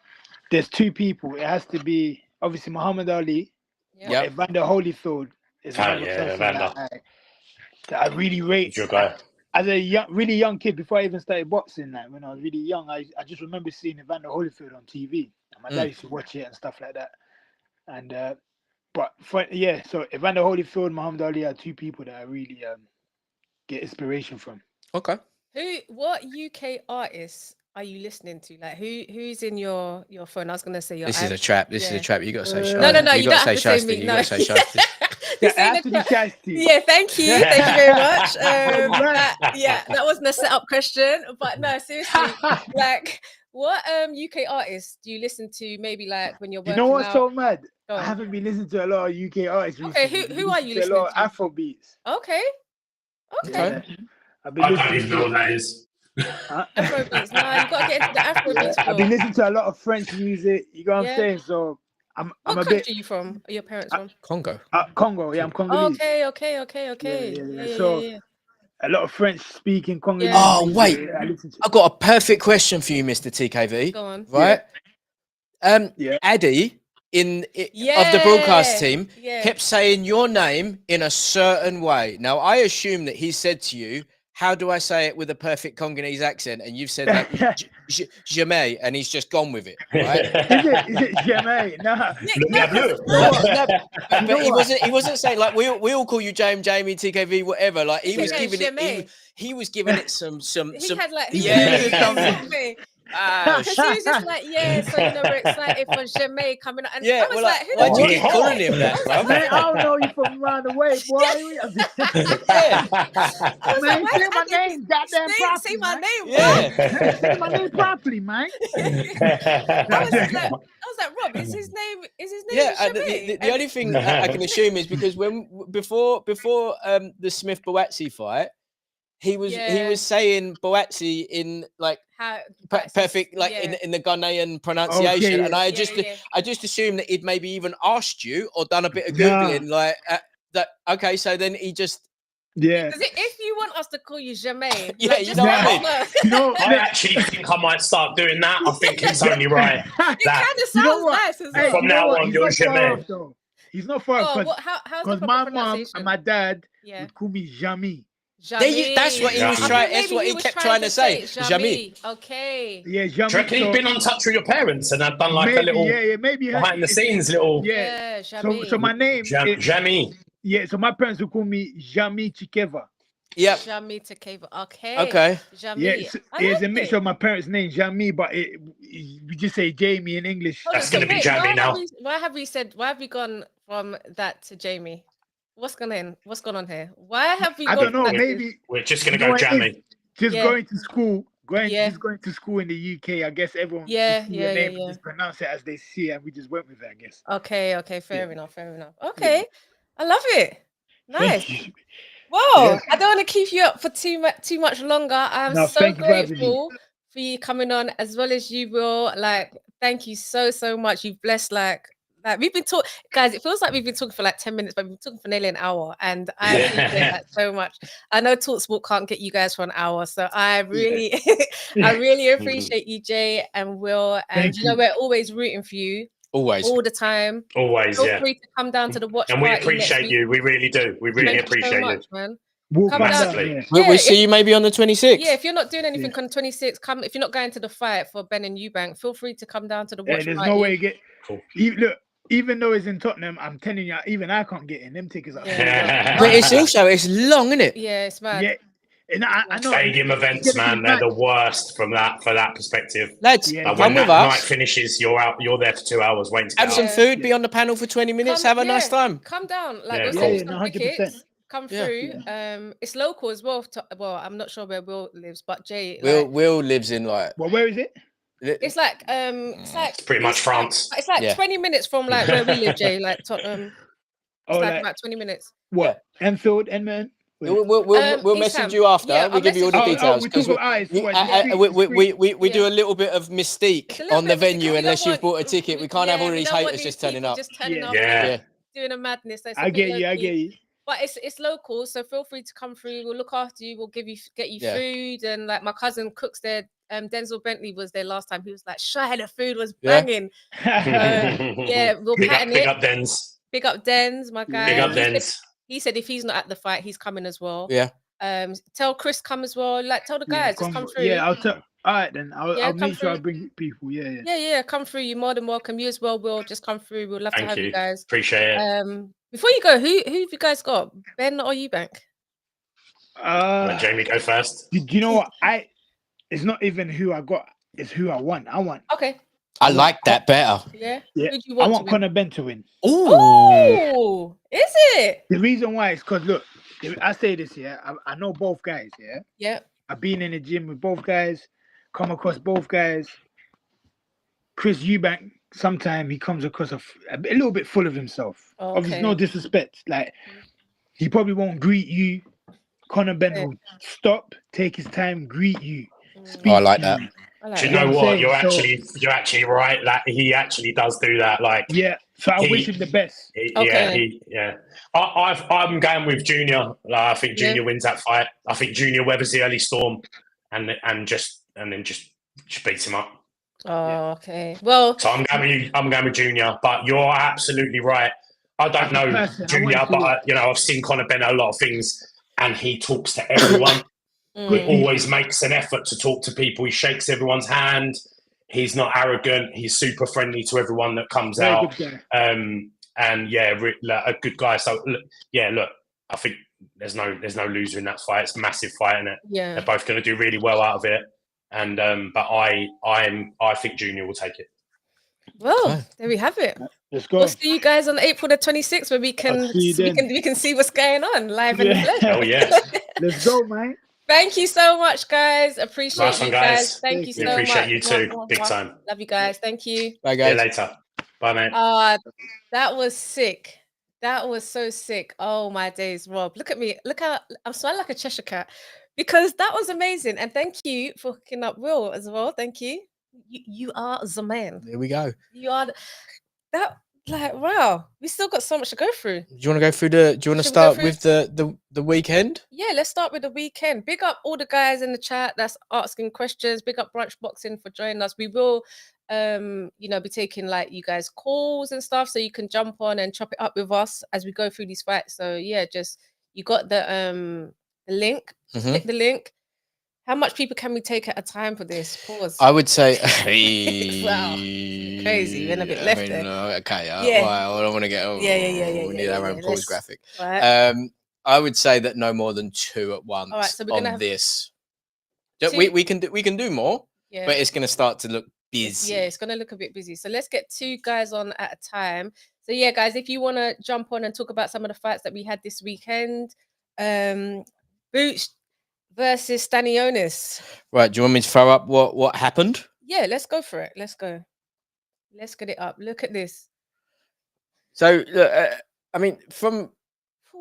Here comes the uppercuts. Yeah. 1, 2, 3, 4. Oh my days. Boots, big up Boxing Beats and Rhymes. Sorry, can we just pause this for 1 second? Of course we can.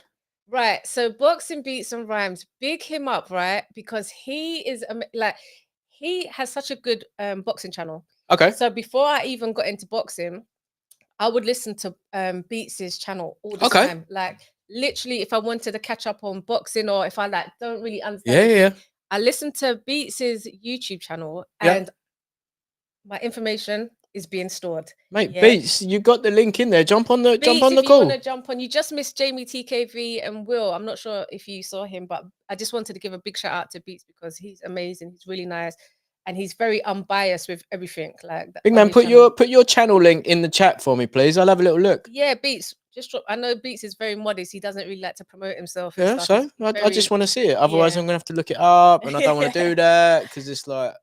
Love that. Okay, so who we've got? I will jump on, but Pretty Woman make me shy, you know. Pick up Mike. Shout out Mike. Pick up Mike. But yeah, the links in the chat, guys, if anybody wants to jump on. But we're just gonna go through again the fight. So if we just play it one more time. Sorry, Boots and Stanionis last night. This was Boots. So from round 1, a mate of mine, I said that Boots is going to batter this geezer, right? Yes, he's a world champion. Yes, all of that other stuff. There was no way that Boots, given this opportunity, right, with the ring on the line, as well as another title, as well as his title, he's taken over the division at that point. Yeah. He he chose other fights to unify this division. Now he's got that chance to do it against someone dangerous like Stanionis. Who apparently made 10 times what he made before or something in this fight. Boots took less money to secure this fight, which I like, right? So look, how tough was Stanionis? Like, he took some licks, right? Beating. So the corner then stopped it in between this, in between round 6 and 7, I think it was. Yeah, right? it was in the corner, yeah. From the perspective of like the one critique that comes from Boots all the time is that they say he gets hit. The reason that he gets hit is because he's putting himself in that position to do cool shit. Yeah. Right? He's there to try and throw 4 uppercuts, and you're fighting a world champion. Of course you're going to get hit back. Stanionis probably hit him 5 or 6 good shots, right? Now, if you were an absolute hater critic, you would say that he shouldn't be there for those shots. But if he's not there for those shots, then he also can't do all of the cool stuff that he does that we all love to see. Yeah. And let's be real, like the Showtime Boots that we all saw doing all of the mad things that he did, like that is the one that comes back. And DAZN need to get that out of there. And like, who you got? You got Brian Norman, who's he's got 2 first names, instantly can't trust him, right? And you got Mario Barrios, who are the other champions in the division. Yeah. Right? I would imagine. And what about Fandora? Sebastian Fandora, is he one? That's upper division. Okay. Right, for 147, so you got Boots, he's now Ring Magazine, IBF and WBA. Oh yeah. Then you got Mario Barrios, who is the WBC, who's the guy that lost. He's the one he lost the Tank, but he's tough. Yeah, he seems a cool guy. He fought Ugas, right? Yeah, and then he beat him as well. Like yeah. he's a good fighter. Yeah, and he's big as well. Yep. That's the one thing that you would say that probably he's got a little bit of a size advantage. Pause on for the rest of them, but. Boots should handle Barrios easy. Boots should handle Brian Norman easy. Boots. You think so? I think Brian Norman's quite good though. He's very good. Yeah. He's very good. But I think Boots is one of those guys where you don't know how good he is, and he will always fight to the level of his opposition. Yeah. Right. Yeah. And there we've just seen him blow out a world champion in 6 rounds. Made it kind of easy. Bad. As well. Bad. Yeah. Right. And there's no reason to think that. I mean, we've seen Tank stop Barrios at a lighter weight. Sure. Boots stops Barrios probably pretty easily. Probably, but and the thing is as well with Boots, because like if you listen to him and like, did you listen to Sean Porter when he was on there? No, I just saw like a fly just shoot past and it's like landed on the light. I just heard it hit it. Like Sean Porter was saying that he did like some very recreational rounds with Boots, and he just said how amazing he was. No way. Right, how amazing he was. He's got proper power, which you can see. He's thick and long. Balls, which is kind of what we want. And he can bang and he can fight in either stance, and he just is the guy. Yeah, he really is the guy, and like you could easily see him going up 2 divisions. He's massive at 147. He is massive, because this is 147. I'm sure Conor Ben said he wanted to fight Boots as well. Yeah, let's not do that. Yeah, because he said that recently as well. No, he's been saying that for a while. Feed me to Boots, any of them. I'll take on any of them. Mario Barrios, I'm WBC. Yeah, I want all of this, because after I fight you back, I'm coming back down to how upset are you going to be when I turn up with the vampire in Brooklyn hair? I might just please do. What, for the watch party? Yeah, please do it. Do it. You're doing that. You gotta do it. I'll do it. Yeah, listen, depending on the level of donations that comes in the next couple of weeks, I will 100% go to, those viral things where they do like fake hair. Yeah. And then just chop it to make it look like it's my head. And then I'll just go into the office the next day and I'll be like, no, I just didn't cut my hair this weekend. Yeah. This weekend as well. That's honestly, I'm just after Easter, just go back in on the Tuesday after 4 days off and be like, no, I just do that. Watch party vibes. Guys, come down to the watch party, April the 26th. Jeamie TKV, the whole squad is coming down. We're all rolling through. It's gonna be vibes. It's gonna be in East London as well. So okay, cool. So Boots put on a really good show. He put on a good performance. That was that was really, really good. I was impressed. I was really impressed. It was so late. I was like, I'm amazed that you stay up for these. No, next day, the zone on demand. The thing is, I was up, so I watched Ray Ford as well. Ray Ford, Ray Ford's the man. He was really good, but I fell asleep. Yeah, so I didn't get to see who won, but I saw that he won on that ED. So I had slept. Yeah, and then I woke up because it was like in the background, and then I heard the ring announcers. So I was like, oh shit, okay, he's coming on. So then there's this fly that's killing me. Don't worry about it. Yeah. Don't worry about it. So, Professional. so that's the only reason I watched it, because I was like in and out of sleep, just falling asleep. It's nice to see Eddie love Boots and Boots love Eddie. Yeah. Because it's like it's been a while since we've seen someone like he jumps in, and also the last time he was in Philly, that was when, do you remember he had like just the cardigan with no shirt underneath? It was such an own goal. No way. Yeah. It was a bad look. He got so much abuse for it. No way. Like he just went black cardigan. Yeah. No shirt underneath. No, just Eddie. Just be. You can't do that. What, with a chest out? Just chest out. What? Just chest out. Right, we need to get that up. Not today, but later on when I go home. No. I'll definitely be able to find it for you. It was like the last Boots card, I think. Or maybe Sky Nicholson was on there as well, and I assume that maybe someone picked it out for him. Shit, man, he's on his Brokeback Mountain. Yeah, but he was proper buzzing for Boots to win that. He came straight in, and Boots went straight to him as well. Like, and that's what you like to see, because Boots represents the future of Matchroom America. And do you know what I do like about Eddie? I feel like he's like that with a lot of his fighters. He's really like hands-on. If I was a boxer, I would want. Yeah. I need to sneeze. Bless you. Excuse me, that was very unprofessional. But when you got to sneeze, you got to sneeze. You have. Sorry. This is because we're real. We're so real, and Guys, everyone's making friends in the comments, which is what we like. Love that. Yeah. Yeah. I think Eddie's a really good promoter. If I was a boxer, I'd want Eddie Hearn to be. But I do love Frank Warren. I do love Frank. Yeah, Warren. I do too. I love Frank Warren. Frank Warren, maybe because he's from the East End. Like we grew up in the East End. He just reminds me of like an uncle that just doesn't give a shit. He shows it how it is. Yeah. Don't give a shit. Like, yeah, I mean, that's my guys. Yeah. It's the difference between East End and Essex, isn't it? Yeah. It's like Eddie's dad made the money and moved out. Yeah. Frank has now moved out, but the boys. He's mixing it up. Yeah, he's mixing it up. Yeah. I love it. If you were a fighter, which promoter would you go to? If you had the choice of all of them, which one would you pick? Eddie. You go Eddie? Yeah. It would be Eddie or just Frank out of all of them. They're the two, but there's got to be one that you go for. Eddie. Yeah? Yeah. Because I just feel like he's a bit younger. Yeah. Or quite a lot younger. Yeah. He's kind of tapped in, so he knows it. And he just rides for his boxers. He does. Like Frank does as well, but Frank can't really be outside as much as Eddie can be. He can't. Like he can't be traveling and doing all these things. Last time he had a hip replacement and back problems. Geezer shot him in the head. He sends the boys, doesn't he? He sends the boys now. Yeah. So if it was back in the day, obviously Frank Warren. But right now, Eddie Hearn is the guy that I would sign to. Okay. Yeah. What about you? I'd probably do Frank. If you're an up and coming fighter, if you're a new fighter, you go Frank. Yeah. Frank develops fighters better than anyone else on the planet. You're right. Right. But if you're an established fighter that's looking for a better deal, this is a trick you question.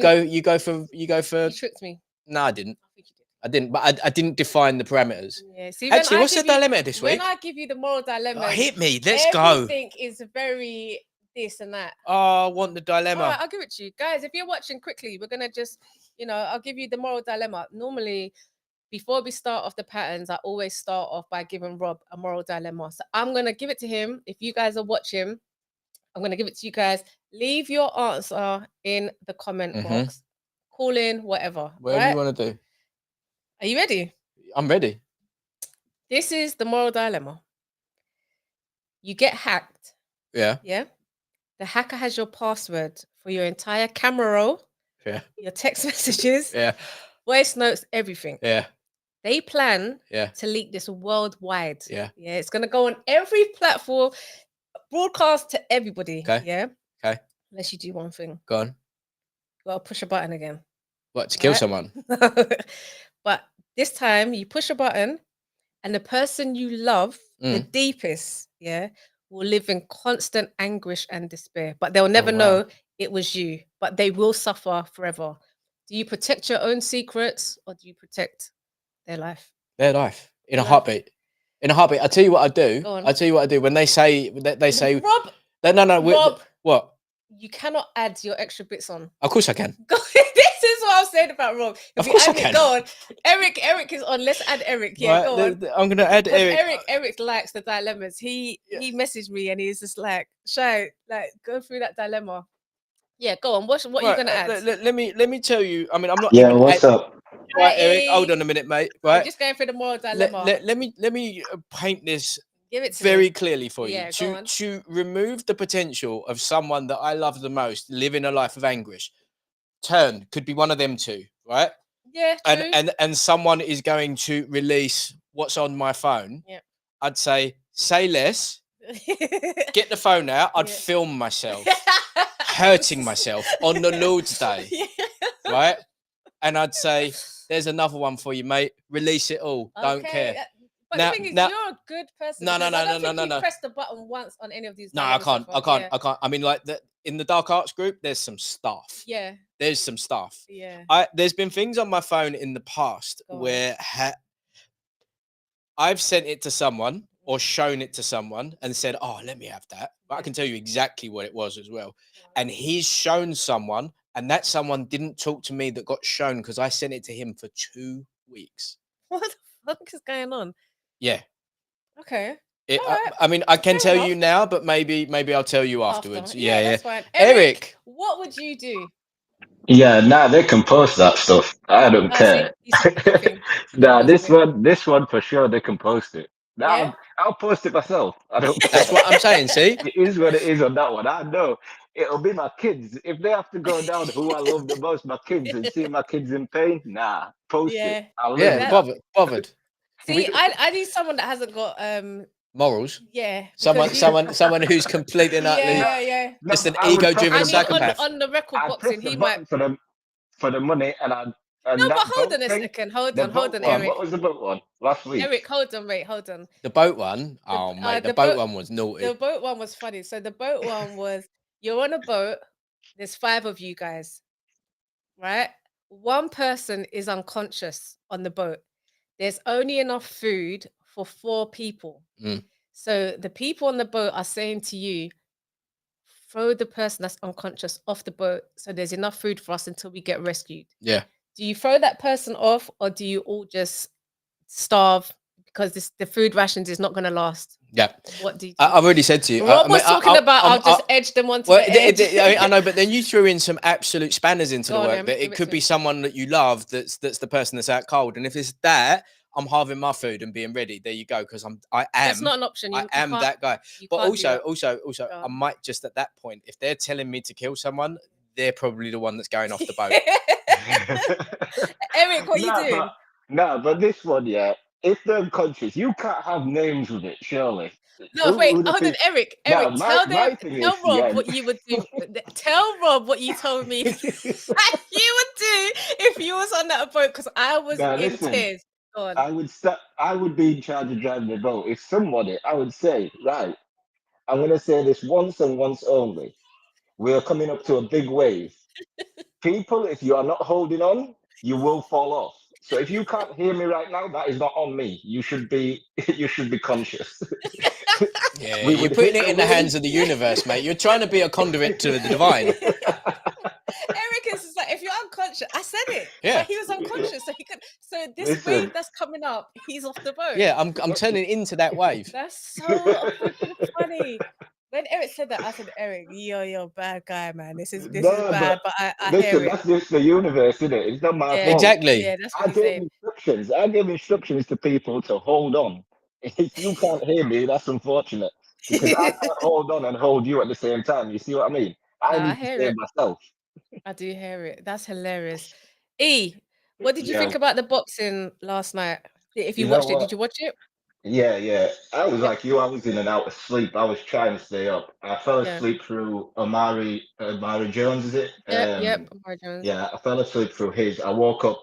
I watched Raymond Ford. He was really good. Yep. His hand speed's ridiculous. Yeah, he was doing some crazy angles. Yeah, he was really good.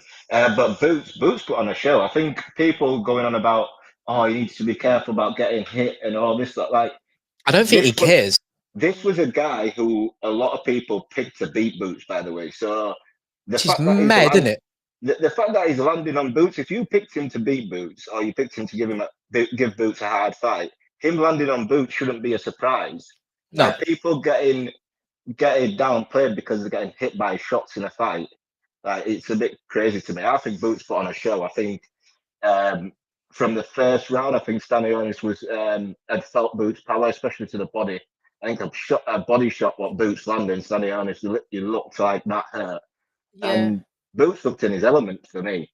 I think he did everything he wanted to do in there. I don't think he was in much trouble. When he wanted riding as well. Yeah, he was riding a lot of the shots as well.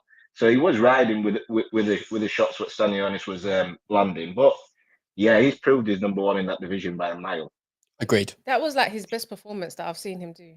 At that level, for sure. There's been a few performances he's had before where it was just like, what was that? That's what I'm saying. I've seen some of his performances, and I've just been like, I said about Karen though. About Karen, I said I think a lot of people, including myself, didn't realize how good Karen actually is. Because I think you put Karen in there with another welterweight, you'll realize that guy is actually decent. I think the second time round, Boots took him lightly because he'd already beat him 12-0 the first time, and exactly. Karen changed his game plan up, and his game plan was really good, and he's actually a good boxer. So doing that to Boots that was a harder fight for Boots than Stanionis. Boots did not look in trouble not once against Stanionis. Literally, he was like cruising. Yep. I said, what the heck? He put a proper beating on him. Yeah. I forgot. Yeah. Go on, E. Go on. No, I enjoyed the performance. I thought, I don't think anybody can downplay that performance. Yeah. So I was going to say, I forgot, because Eric is a new caller, we've got to spin the wheel for him. Oh, you ready, E? Eric. Yeah, what do I have to do?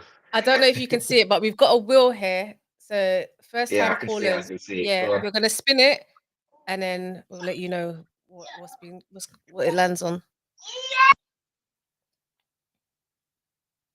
Okay, this is not bad. Eric, pick 3 fighters that you'd bring to a house party. Oh, well, it'd be my 3 favourite fighters anyway. So it'd be AJ, Haney, and Eubank Jr. That's a good night out. It's a good night out. That's a good. Apart from Haney. Yeah, I feel like Haney. No, but then I've seen Haney at parties. He's with the strippers and he's throwing a lot of money, so he looks like he might be a bit of a fun boy in the clubs, maybe. Yeah. Eubank will bring his belts. Yeah. AJ's getting on the mic. Yeah. I mean, like, to be honest, like you're mind sweeping after AJ's been into a venue. You got nothing. Yeah, you got no. If you're going there for anything other than a good time, if you're going there to maybe meet a young lady, you're done. It's finished. There's literally no point, right? The I'm only married, thing I'm that you married can off. pray I'm for. married off. I'm good. I'm married off. Yeah, don't matter. But the only thing you can pray for is that he goes over to them and says, "Oh, like my friend quite likes you," and they go, "Oh my god." Yeah. He needs to be a good wingman. Oh my god. It's a long night. You can't be a good wingman when you're 6'7" and a unit like that, because it's just they're like just gonna be like that. What did you say? Yeah, I'm literally ovulating right now. I was like, what did you say? Yeah, literally breathe with I can't see anybody in the room apart from exactly. you, Oh, it's so crazy. How am I climbing up you like this? Yeah. That's hilarious. Okay, cool. So let's talk about quickly Eubank and Ben. Okay. I know Eric is a very big Eubank fan. Yep. So let's just have a little. And one of our panelists. Yeah, and Eric is one of our panelists, one of our good panelists as well, may I add. He's very good. You didn't need to say that. Oh, sorry. He's one of my favorites. Like, he's a good panelist. Nah, I appreciate it. I can't wait to have you. Yeah, I can't wait to have you next week, man. It's gonna be dope. It's gonna be vibes. But yeah, let's discuss like who has the edge, why, considering like their stars and recent performances. Yeah, who have we got? Like, I know we just spoke a little bit with Jeamie and Will.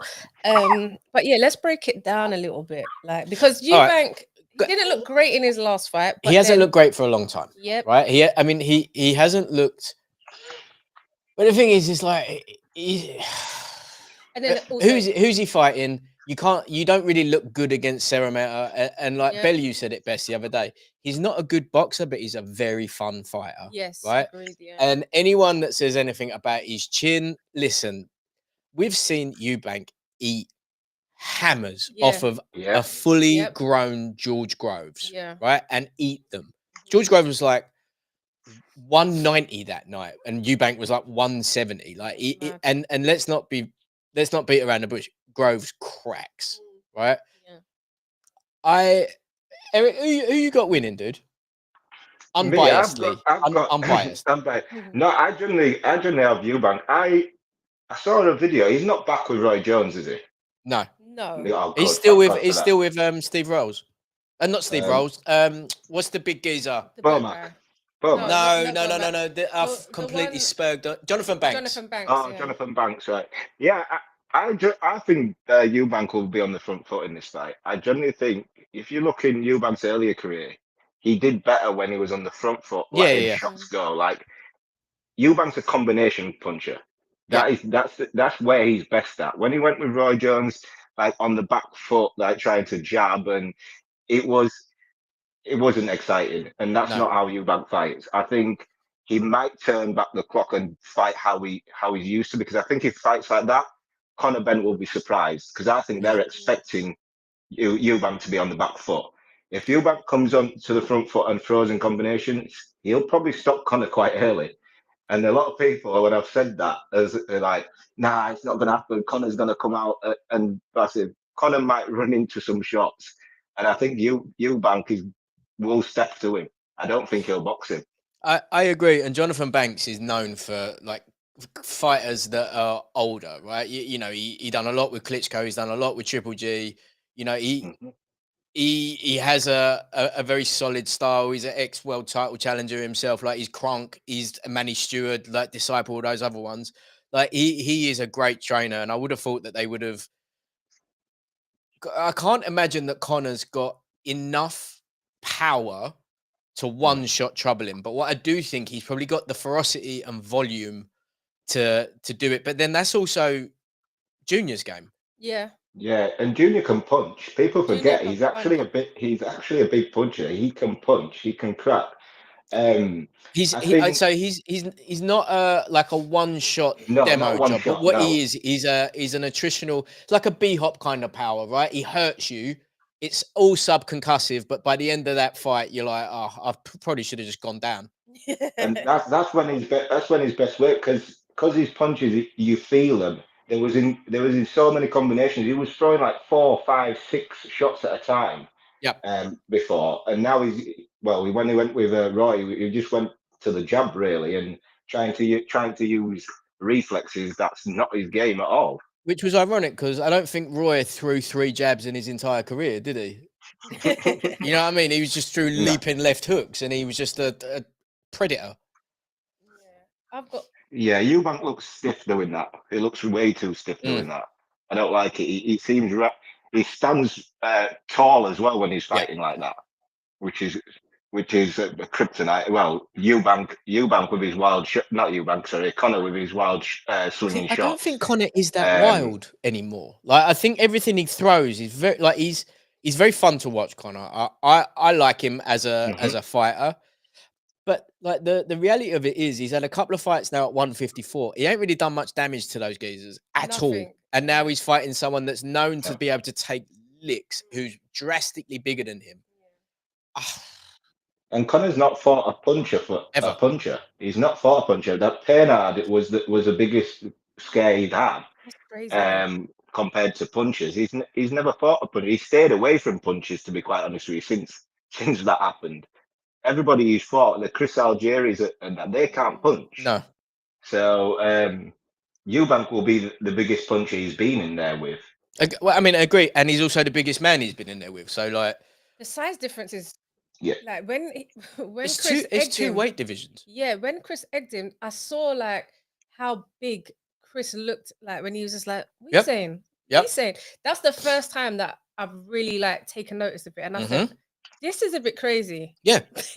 And Conor is not like a big 147. Like he's quite small, right? Yeah, he's not he's like 154 is about his limit. Oh, okay. His limit for being a pro. Like he's really open about it. He said that this is the only one at middleweight that he's probably gonna do. Okay. Unless they have to rematch it again. Yeah. And I would imagine that if there's some sort of rematch and Conor has won it and they call it again, it will be in Conor's favor, and then we'll be back down to the 158 catch weight dilemma. That's crazy. Like, he can't do that. Chris can't do that. No. I don't even want to see a rematch, no matter who. No one does. But what if it's like really a proper but like from the perspective of like the event and everything, it's the biggest fight.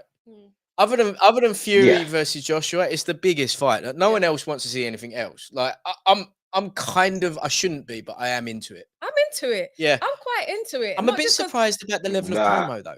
The promo hasn't been like the trailer come out. Like I expected to see 24/7s. I expected to see stuff everywhere. I expected to see buses going past with eggs on them and like.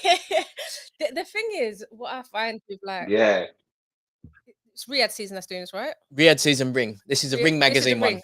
Ring magazine like one. Turkey's fights. I just feel like this the promo, the main one, like they do, like the final one, is always amazing. It looks like a film trailer. You're like, wow, I'm always blown away. But I just feel like but do you know who sees those? Pardon? You know who watches those? Me. Us. Yeah. Us fans watch those. And then what you do, like with the AJ and Ngannou one, which was out of control, just street fighter, you're just like, have you seen this? And people are like, no, I'm not seeing this. And then you give it to them and they're like, that was amazing. I feel like Yeah, I feel like just that. the run. Go on, Shay. I just feel like the run up, like maybe like a couple weeks up, there should be something going on weekly, even if it's small. Fact. But just something just to keep the fight in people's minds, because yeah, it is a big fight and it's souls, so they might be thinking, oh, we don't need to. But I just feel like the word is not out enough. Like I want to be on that timeline, and I'm like, oh my god, some more shit. Like that's how I want to feel. But yeah, at the minute, it's just I feel like we do so much feel promoting like for the the watch 1, party. 2, 3, 4 weeks away isn't enough. Yeah. What I need to Yeah. see, I need to see 24/7s. I need to see. I know they're popping up now on YouTube, but I need to see that everywhere. And it's not even just with Chris and Ben. It should be like for like. I want to see what's Annie, going on with Yard. Yard and Lyndon, What's because going on? they're not pals. Yeah, like let's hear Lyndon giving what him. is going on with Anthony Yard and Lyndon. I want to see the behind the scenes for that. I want to see like their two coaches, Tunde and Pat. Yeah. No, hold on. Yeah, Pat. Pat. They had their little thing. Like they should be building all of these things up. Like, and it's not just on them. It's like the people that's promoting the fight. Yeah. I'm saying, Chris Billum Smith. Yeah, bothered. I didn't even know that Chris was fighting again on it. He's below. He's now been moved below the British title fight. Yeah. Chev and Vidal. Who cares? These two, where the hell are they? I haven't seen Chev since he lost the last fight. Yeah. But again, this is so. I think this is maybe something to be debated. The pattern after next week, because obviously next week is Ben Whittaker. But from the perspective of a broadcaster, no one did it better than HBO. Yeah. It's simple as like we were hyped, and this was like we were all buzzing to see the next episode of 24/7. We were on the edge of our seat waiting for the 4 weeks out. We even Showtime did the epilogues and all that other stuff. Love that's what I'm saying. Right? They were so brilliant. Yeah. When you have unlimited money like Mr. Adeleye Sheikh, and he keeps banging on about doing it, and I'm going to do this and I'm going to do that. Let's start seeing it, right? Yeah, Mr. You think at the moment it's a byproduct of we're getting so many fights week after week after week. We seem to be having cards on, like obviously Boots last week. Then you've got the Ben Whittaker and that this week. They're just concentrating on making fights, and they're leaving the promotion. Right. To all I'm going to say, if you're dwindle. opening up your coin purse, get a team, assign a right? team. But this is it, right? If you're opening up your wallet to the extent where you're renting out Times Square, and that's not even open to the public anymore, I don't think, right? You're renting out one of the most just ridiculous places on the planet to put a card there. Yeah. Then you need to be making your money in DAZN. Like, and I understand that this is not about making the money back on the event, but eventually we're going to have to, won't we? There's only so much money that I can keep giving out without it coming back. Yeah, because that Times Square card they've not promoted. They're not promoting Canelo. It's Times Square. Anyways, on Sunday, did you like? And it's like Friday, Saturday, and Sunday. There's literally 3 days back to back. They've got fights, and you're not hearing about it. If you're watching this, assign me and our team. Yeah, we will. Also, let's not forget this geezer. Yeah, come Rick on, Reno, man, Rick. you know that I'm going to move over a little bit. Look, Rick, if you want to be part of the crew, like, give us a little shout, mate. Shout us. You are the man. Because we are passionate, and I've got so much ideas, like, of things that I want to see, that if we was put in a position, we could get this shit done. I just need budget. Give the budget, and we will get it done. Yeah. Because it's just not enough. Like, speaking about these fights, like you said, we got the Canelo and his name Skull fighting. We've got the big Times Square fight. That's a week after the watch party, right? Yeah, the week after the watch party. And you got Friday, Saturday, Sunday, mega fight card, right? Can't hear shit about even like the presser. You've got like some of the dopest characters. Like I'm just talking like personality wise, not no, I know what you mean. They should have been on those press conferences going crazy. The shit was boring as hell. Whoever was hosting those two press conferences. Oh, that little Ring magazine geezer with the ponytail. Yeah, with the ponytail. Yeah, what was he doing? Like, you've got Theo there. I can't stand Theo, but you need to let him talk. Who? Let Theo talk. Oh, Theo. Okay, it sounded like you were saying Theo, lad. Yeah, Theo, lad. Yeah, Theo. Even Ryan Garcia as well. Yep. You've got like rile up some stuff between him and Devon. Yep.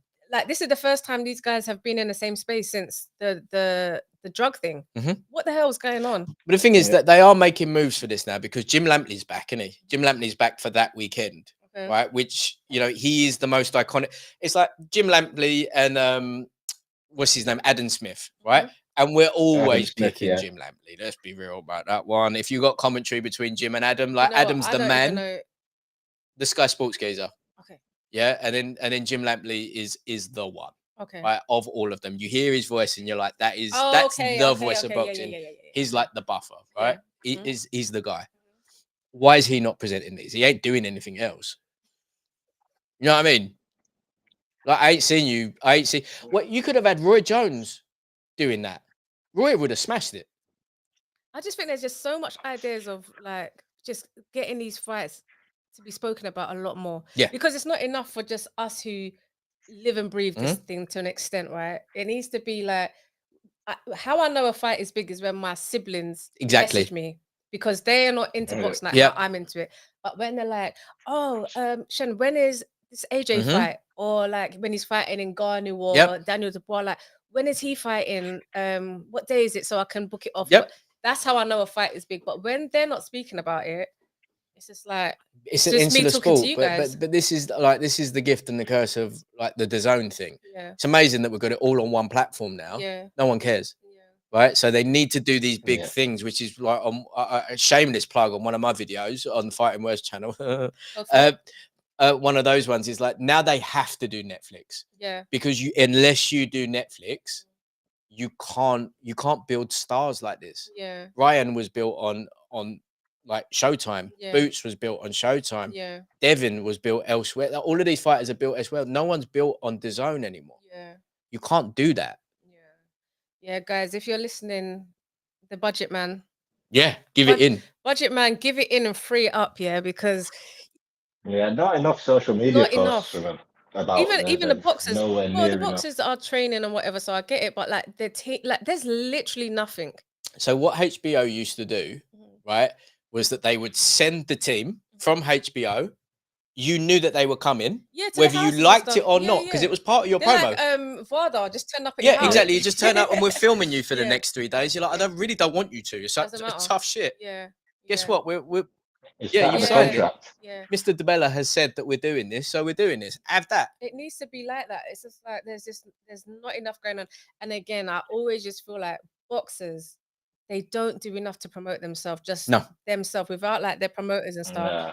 I feel like boxers, you guys need to be active on your social media because we're in an age where people want to know what's going on. I want to know, like when I'm speaking to Jamie, what artists are you listening to? Like, do you get what I'm saying? It's like it's more than boxing. I want to know. Please say his name properly. Jeamie. Thank you. I want to know who Jeamie is listening to. Do you get what I'm saying? French Afrobeats, apparently. Like he's listening to Afrobeats. Like I want to know all these things. So when I'm a fan of you as a boxer, I don't want to go to your Instagram and the last post you posted was 3 months ago. Yeah, exactly.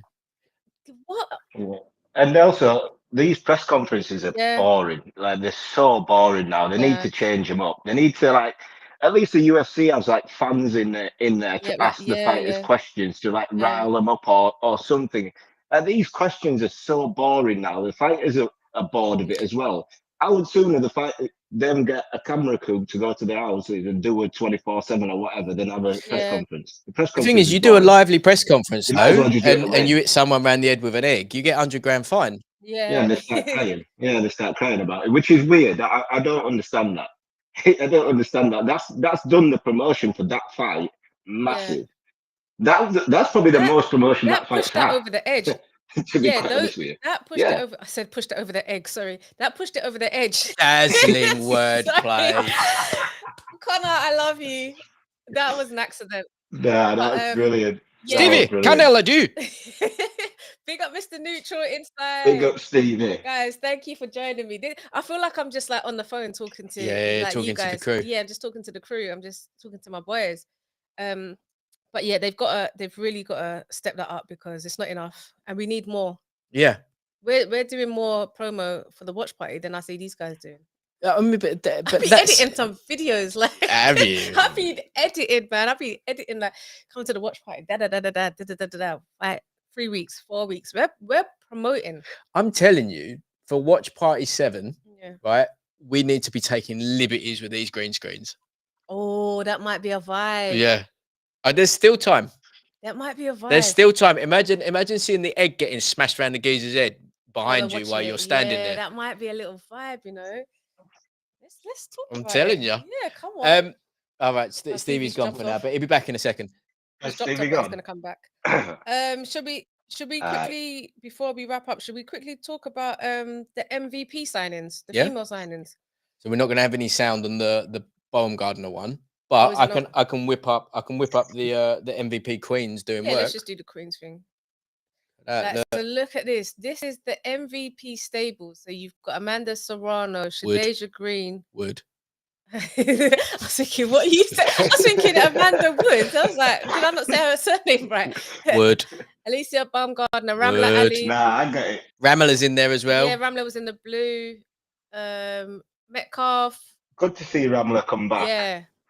Yeah, that's. I thought she'd retired. I thought she'd retired. Eric, at the watch party, if you're a Ramla fan, at the watch party, you got one of her coaches coming, which is Larry. Yeah, he's my coach as well. Humble flex. Brilliant. Yeah. That. Nah, I like Ramla. I'm glad she's back. Ellie Scottney. Ellie Scottney, yeah. There's a few more, but they're doing a very clever thing because MVP's obviously got some sort of Netflix arrangement, right? They're putting all female boxing into one thing, which again, great, right? You're only ever gonna get at this stage a diminishment of viewership because when you see it, unless it's like one of the big fights on a mixed card, instantly you're just like, I'm like, all right, cool. I'm glad that we have this. Stevie's having a nightmare.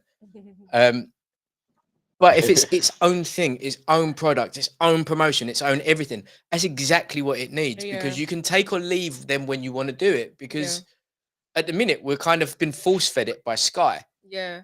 And I don't think there's like MVP is a good home for the girls, for the girlies. I think that's a good to be like just even associated with Jake Paul. He's gonna get you clicks. He's kind of the man. He is kind of the man. The social media presence he has is massive. It's perfect for him. And what he's doing. I'm not a massive fan of Jake Paul when he's fighting, but what he's doing as a promoter in boxing, he's actually coming to the game, and he's not. I don't think he gets enough credit for what he's done. I agree, because that's just like what we were saying about like the promoting. Jake Paul knows how to promote. Yeah, that man literally will show you how these women should have been promoted from before. He's gonna show up and show out for these girls. That's why I'm so happy for them, because if I was a female boxer and I saw this, I would want my management. I'd be on the phone to management. Fact. Get me over to MVP immediately. I'm ready to pack my bags and go to America. Because just being associated with, like I said, Jake Paul and that whole circle, crazy. Listen, anything the geezer touches is seen. Right? And just purely out of the numbers that guy does, people will watch those fights, especially if it's free to air on Netflix. There's another female. Oh, she follows me. I follow her as well. Who? She's young as well. A black girl. Woon. Oh, what is her name? I think she would be a good signing for MVP. I'll follow her. Let me try and find it. But I think she would be. She's young as well, and she fights at Churchill's. Yep. Okay. Joanne, is it? Yeah. I know you. Yeah. It's like a very Nigerian name, right? Yeah, but I can't remember her name. Sorry, that's bad for me. But I think she would be a good signing for MVP. And then there's that Shauna chick that's coming through now. That I don't know their surnames, but like Ruth for Queensbury. Ruth, I see. Yeah. I see Ruth. Fran Hennessy, how sick would it be? I want to get you two MCing at each other because she loves some bars. Fran Hennessy, let's go. If you're watching this, come and join us on Patterns. I'd love to have you on here, like chop it up. Because I like her style as well. Yeah. She's like got a little style thing going on for herself. She's adapted the Bradley Skeet style. Yeah. And Brad's turning into quite a nice trainer. He's good, isn't it? He's trainer. really good for her. I like Brad. Yeah, I like it. Stevie, how are you doing? Can you hear us? Can't hear you though. We can't hear you, Stevie. Are you muted? You might be muted. We can hear Eric. Yeah. Come on, Stevie. This is your moment. This is your moment, Stevie. We can hear Eric. We heard all the boys. It's not us this time. Nah. Yeah, I'm glad it's not my internet that's getting blamed this time. Yeah, no, your internet's been fire. Oh my god. Wow. Sorry. Furious. Yeah, sorry. Just smashing up the gaff. What do you think, E, about the MVP signings? I think they're good. I think all these the women that's gone on to MVP, a lot of them's got belts. They've got guaranteed fights because they're all in the same promotion. And I think once Jake Paul gets them onto Netflix, Jake Paul just has to do one person. That's it. You've got how many millions? How many millions know you? I wonder how many followers each one of these girls have got. That's what we need to do. We need to keep our eye on it from now until like the fight and just clock how much clout that guy and Paul he's got. But this is the kind of the magic of JP the Don, right? Is that, you know, Eddie has a little bit of stuff, but we don't really expect to see Eddie in a yellow Ferrari blasting stuff out the exhaust pipes. And if we do, he gets lots of abuse. You see what I was talking about with Frank? Yeah. With Eddie's like the younger one. Jake Paul is the younger one to Eddie. Yep. So Jake Paul, he's been on YouTube since he was a kid, Disney Channel. So he's been around this. He knows how to make things move. Do you get what I'm saying? Like he knows, he doesn't take himself too seriously. He has fun with it. He's a really, really good businessman. I know a lot of people don't like Jake, but I just love what he's doing. Anyone that has to live in Puerto Rico for tax reasons, I'm involved. I'm in. I respect him. Put it that way. Yeah, I definitely respect him. I respect it, and I respect. When he first came into boxing, I thought, oh God, when he's calling out Canelo, calling out Tank, and all that lot. But he nearly had Canelo, dude. Yeah, no, I agree. But once he linked up with Amanda, what he decided to do then, fair play to him. Fair play to Amanda as well, because she is putting a lot of these girls on it as well, because she could have took this and ran with it on her own. Yeah. That's the good thing about Amanda Serrano. Like, she is a woman's woman, a girly's girl. Yep. Like, do you get me? She will support the girls. Anytime you see someone fighting, she's on Twitter and she is bigging them up and stuff like that. So, and she could have been like to Jake and Nakisa, no, like, don't sign anyone. It's me. Yeah, exactly. Like I'm your one. But then and just push me. We haven't even pushed me enough. Like, she could have been like that, but she's like, I think she understands it. I think more than likely he's going to be making her a part of MVP because she's towards the end of her career anyway. And who better to have an ambassador for a giant female focused promotion than one of the greatest female fighters of all time? Literally. Yeah, it wouldn't be surprised if most of the females end up over there at this point. Yeah, it'll be like the remnants of the Sky Sports boxer lot versus the MVP lot, wouldn't it? I feel like Caroline Dubois wants to go over there as well. I've seen. Do you know how every single signing I've seen Caroline put up? Congratulations, great move. At Jake Paul, let me know. Caroline, listen. Yeah. You know what? I'll be happy for Caroline if she gets that, because she deserves it. She deserves pushing more than she is right now, I think. The thing is, Caroline Dubois is a star in the making. Yep. Like what I said earlier. 100%. She is a star in the making. Caroline she's like the fighter that I love to watch. Like, they're just so aggressive. You know, I just love aggressive fighters. Caroline is aggressive. She's very, very pretty. She's starting to talk a lot more now. When she first come out, and you know, she was a bit more quiet and a bit reserved. She's talking her shit now. Like, she bangs women out. Yeah. There hasn't been one since like Anne Wolf that you see that hits with such ferocity as Caroline. Yeah.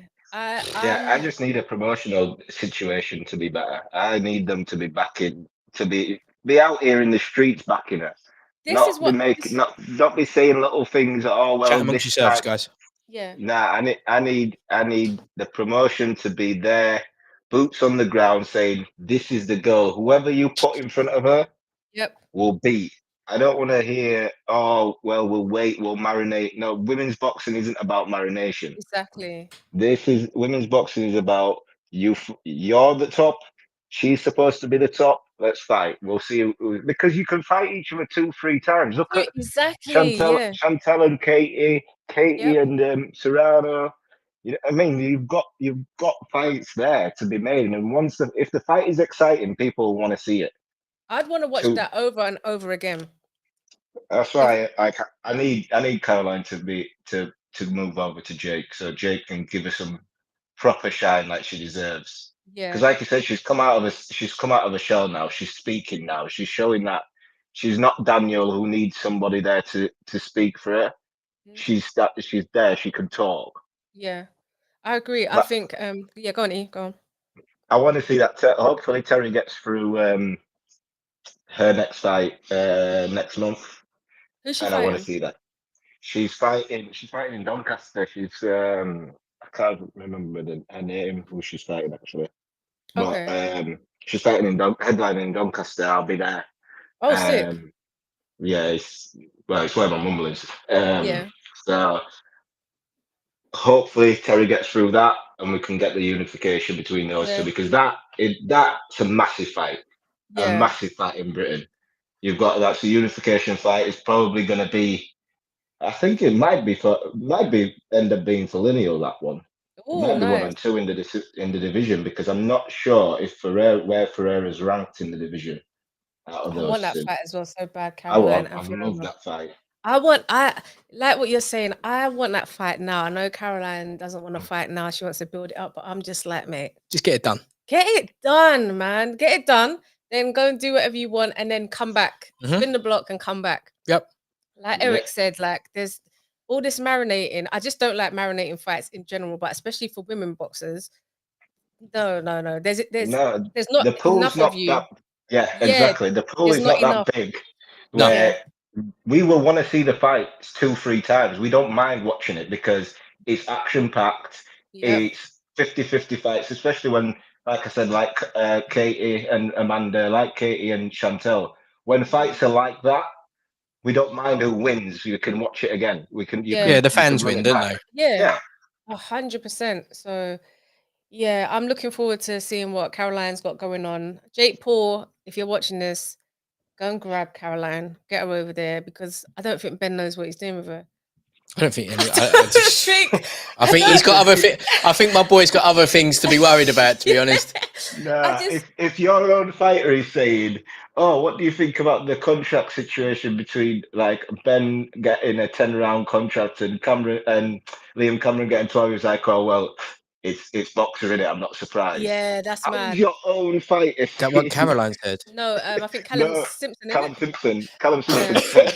He asked him, he's like, oh, it's boxer. I'm not surprised. I'm like, what? Ben just must be watching these things like this.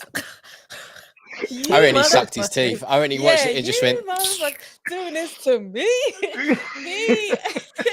He must be in his Denzel Washington training this shit like, you motherfuckers.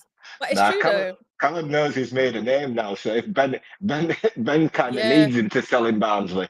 He can say whatever he wants. You know what? I think you're what's right. Barnsley? You know? I think that's Yorkshire. He's taking the piss. Because I think a lot of them are just like, well, I'm just gonna say what I want. If you want to drop me, it's fine, because I don't want to be here. Literally, I don't want to be here. I would imagine they've got you to drop me. X amount of fights left on their contract. They're like, how about you drop me and I'll go Queensbury, please? I'll go Queensbury, I'll go Matchroom, or I'll go MVP. I want you to. Maybe even that's why Caroline's been a bit vocal as well. But didn't Caroline has signed a lifetime, a long-term contract. Lifetime. Not lifetime. No, a long-term contract. With what, like Rob said, Ben's got a lot to worry about. Them contracts might be ripped up. You don't know what the situation is on that. Because how much are they paying her for this contract? Well, it wasn't even that. You know, I didn't want to ask TKV, but like that Sky deal is done next month, and we've not heard if they're renewing. We don't know. We don't hear if he's on DAZN. If he goes on DAZN, he's the 3rd British promoter on DAZN, and like you're fighting for dates anyway. But if you're fighting for dates on the same platform, that means you've got to double up, and no one's watching the boxer shows. Yeah. So immediately you're cannibalizing yourself. So we still don't know what happens there, and like with the TKV rematch, it can appear on any card, but it's going to be open up for purse bids because it's a board ordered one. Chances are Frank just says, because he's not like he likes Ben, is it? Yeah, it's they're true. beefy and that's another thing, because like some of the promoters, they're not Ben's biggest fans. They're not trying to like bring them in. No. Do you get me? So if I was a fighter, I'm thinking you're fucking this up for me. Yeah. I need to get off of here. Yeah. And go over there where the party's at. Yeah. Do you get what I'm saying? It was kind of sick to see Eddie push Ben for no reason during that egg smash. He's a man. Like there was no reason for it whatsoever. Ben is literally not a threat to a 6'5" man. He was waiting for that moment. He just went, "Oh, it's my time." Yeah. He was just like, he looked around. He's like, do you know what? Just have a push as well. I said, what the hell did he push? He just needed us civilians to get in it with. You knew about it. Yeah. Big up On the Record Boxing for catching that. That went viral. Big up him. Yeah, he was just like, you knew about it. Ben's like, you can literally tell by Ben's face when Chris smashes the egg. He's like, oh my God. He didn't know, but Eddie is just like, you know what? I think you knew about it. It's amazing. I don't think anyone realised it was an egg till like a lot of people. I thought it was a slap as well. I thought he just slapped him. Some comment just looked like a slap. And then when you saw all the replays, I think like everyone was shocked it was an egg. I was cracking up because I was just like, this is so on brand for Chris Eubank Jr. to do something like that. It's crazy. But with an egg is so much more funnier because now everybody is literally talking about it. That I think that's what pushed the ticket sales over. How do you get fined? Yeah, how do you get fined 100 grand for promoting the fight? Like that promotion was it was free. Literally, they didn't have to pay a penny for that. It's madness. That they need to be thanking Chris Eubank for that. I'm not gonna lie to you. Rico Green Eyes has joined us. I did just hear you, but I can't hear you now. 1 second. Can you hear me now? We can hear you now, mate. So Rico, I didn't realize I was in there first time. That's all right. It's all good. Because this is your first time joining. Oh. We are going to spin the wheel of misfortune. The wheel of destiny. Yeah. So we're going to spin this. Yeah, we're going to spin it and see what you land on. And you've got to do it, right? Okay. Let's go. Ready. AO Prob gets to take over your Twitter. Okay. Whoa. Okay, cool. What? This one is call out a boxer who needs to step it up and why. You've got 1 minute to call out any boxer and tell them why they need to step it up. 3, my phone is 2, okay. 1. Timer's on. Right. So Andy Ruiz, Fat Andy had a long amount of years to eat McDonald's and have great barbecues and quinceañeras. I've seen you go to 3 quinceañeras in like 2 months, Andy. Me personally, I've not been to one, so it's a bit selfish. And what's more selfish as Andy Ruiz is that you're eating all of what should be for the guests in your belly. So I would like you to please, like, for the love of everything diet, get a proper fight or just retire. How long has he got left, Rob, to keep going? He's got now 15 seconds. 15 seconds left. I can. Right. So, Andy, it just makes no sense that you've been like trying to lose weight for like 5 years and you absolutely look the same. Like these camera angles, like I don't know who your media guy is, but he's like really good. The third thing is a minute, dude. How many? 1 minute is done. You got 1 minute. Love it. Clap it up. Clap it up. That's a good intro into the patterns. Thank you, guys. We love that. Eric had a good one. I love your background and everything. I'm so. This is geezers who wear head cams in suits of armor and fight each other. Yeah. So basically, sure. Okay. Basically, the green screen is everything that me and Rob think about. All the madness you see at the back, that is our conversation. That is our mind. Yeah. So it's just very hectic. Some of it doesn't make sense, but to us, it makes perfect sense. The geezers, and as the video extends, it's also instructional. And he's like, "Oh, this is what you do in this situation." It's a whole vibe. It really is something quite. That's what makes everybody individual, but the same at the same time. Oh, look, sorry, Dwayne Hotshot, Joanna won you. Yep, that was the lady that I was talking about. That's who MVP. If they can get their hands on Joanna, she's good. Yep. And I'm sure she trains at is it Churchill? Yeah, I'm sure she trains. She trains down there. Big up Dwayne Hotshot. He'll be joining us next week for our Ben Whitaker. Guys, before we wrap up, because Big up, Dwayne. Because Rico, you jumped on as we was about to wrap up, but before we go, who have you guys got for Ben Whittaker and Liam Cameron? Give us your takes. I'll let the Yorkshire man. I feel like Ben's gonna right the wrongs. I feel like Ben's probably gonna stop him. I just feel like how he's been, just the silence, everything. How Liam Cameron's been. Liam's done what he's supposed to do. Let's be honest. He's done what he's supposed to do, but it gets to a point where you just think, yeah, you're kind of talking yourself into an arse meeting here. The thing is, though, right, with this particular fight, it's a brutal amount of pressure for Whittaker, right? Unless he puts an absolute, like, Mayweather Gatti style beating on Cameron, which I'm not sure he does, right? Unless he absolutely and utterly bashes the fuck out of him and then stops him, you're always just going to be like, If he like jabs his face off, we go, oh yeah, cool, man. Like he has to steal the show to the nth degree. He has to do what he did, when he became super viral. When he tapped that boy in the head. Yeah. But I'm not sure he can against Cameron. I think I just don't know. Do you think he should? Yeah, I don't think he can. Do you think he should do the tricks, because that was a bit of him? Like, because for the Liam Cameron fight, he literally wasn't playing no games in there. It was like I don't think he had a choice. I think maybe Cameron, because Cameron bangs. He's one of them dudes. He's a very heavy-handed man, and he's tough, and he's been through some shit. Yeah. Right. He knew what that opportunity meant for him, where Ben kind of just didn't take him seriously. But with Andy Lee, with a little bit of focus, with the amount of pressure, I think he will. I would be astonished if he doesn't do some sort of virtuoso superstar performance, because if he doesn't, that's it done. It's finishing it. Yeah. What do you think? That's my thinking on it. Sorry, E. No, go on, Rico. Go. You got first show. Do you want to go first, Eric, or like? No, go on. Go on, Reeks. And Eric will jump in after. I find it utterly pathetic that we have a Olympian who had a silver medal, who knows Crouching Tiger, Hidden Dragon. I'm a huge karate movie fan thing, and Liam Cameron, who has gone through such adversity. He's gone from strength to strength.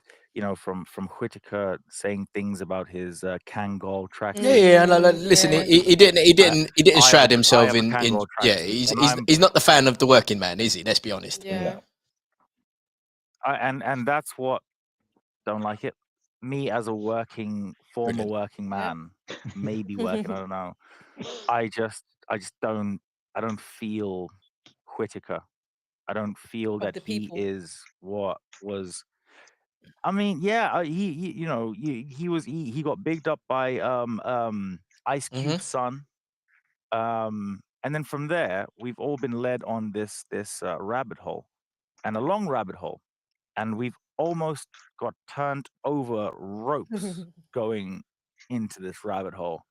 So I reckon we're gonna reverse it now. I feel like Cameron is going to win on a unanimous decision, and yeah, just happy to be here on Eric, pattern. what do you think? Sorry, Rob was going to say something. No, I was going to say, but if that does happen, that's literally the end of Whittaker, and probably the catalyst to the end of Boxer. They'd be done at that point. If you saw, and especially with the promo money that Frank would put in after that. Oh my God, he would bury them. Oh my! If Liam Cameron beats Ben Whittaker, done. That's it. If you thought that Liam Cameron made noise after in the final weeks of negotiation for a Sky renewal, see ya. Yeah, I want him to have every type of what is it, hairline? Yeah. I mean, he's already gone to Turkey, right? Hairline and hop. I want all the hairlines to be symmetric. What do you reckon? Nah, this is why it ain't gonna happen. That's just a fairy tale right there. That can't happen. I think. I mean, again. No,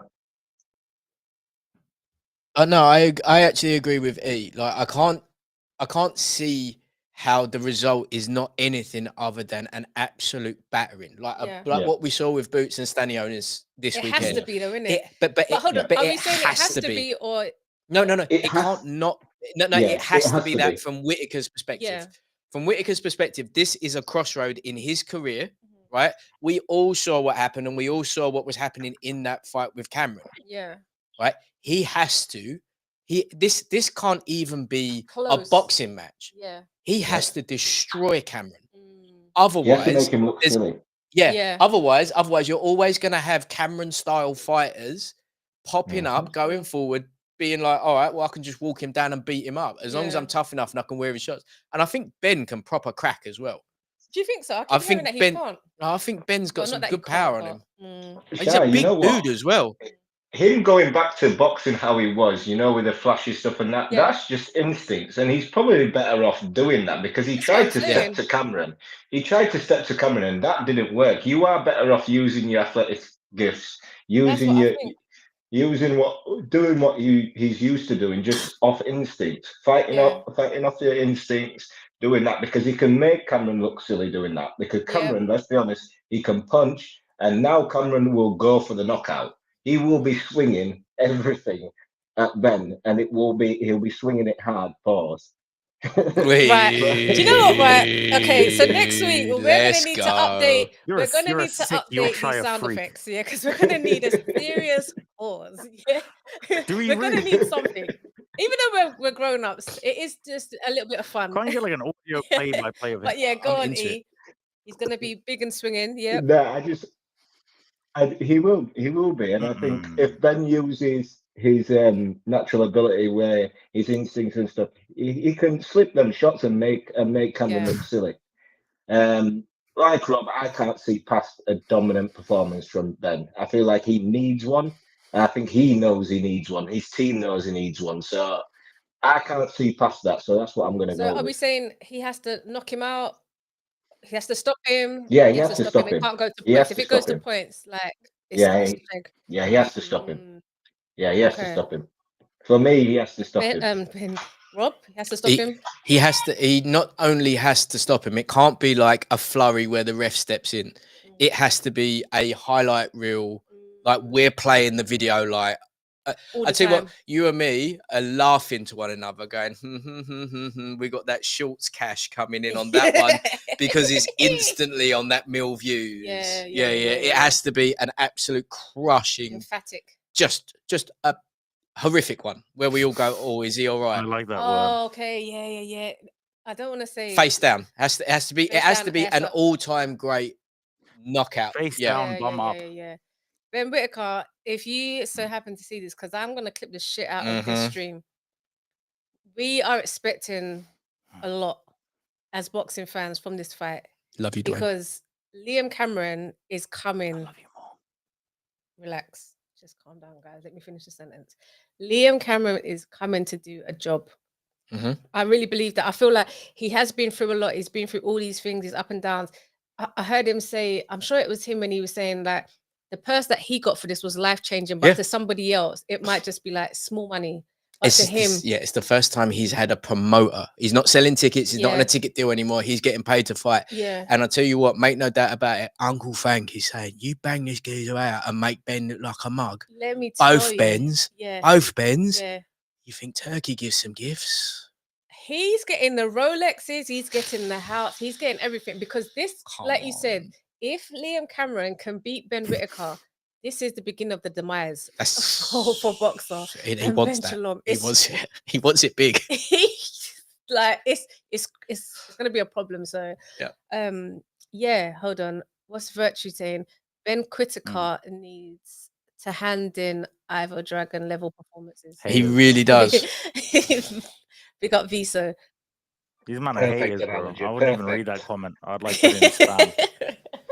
All right, cool. So it's not my show. Is that it? Have we covered everything? I feel like we covered everything. We've been on for like nearly 2.5 hours. It feels quick though. It does. Guys, thank you so much. Oh, if you can see my beautiful throne I'd chair. just like to say, Shy, congratulations to you. Thank you so much. So proud. I think I was there during your boxing Twitter birth. Yes, you And was. You was the first I- space that I joined. You never forget Yep. your first.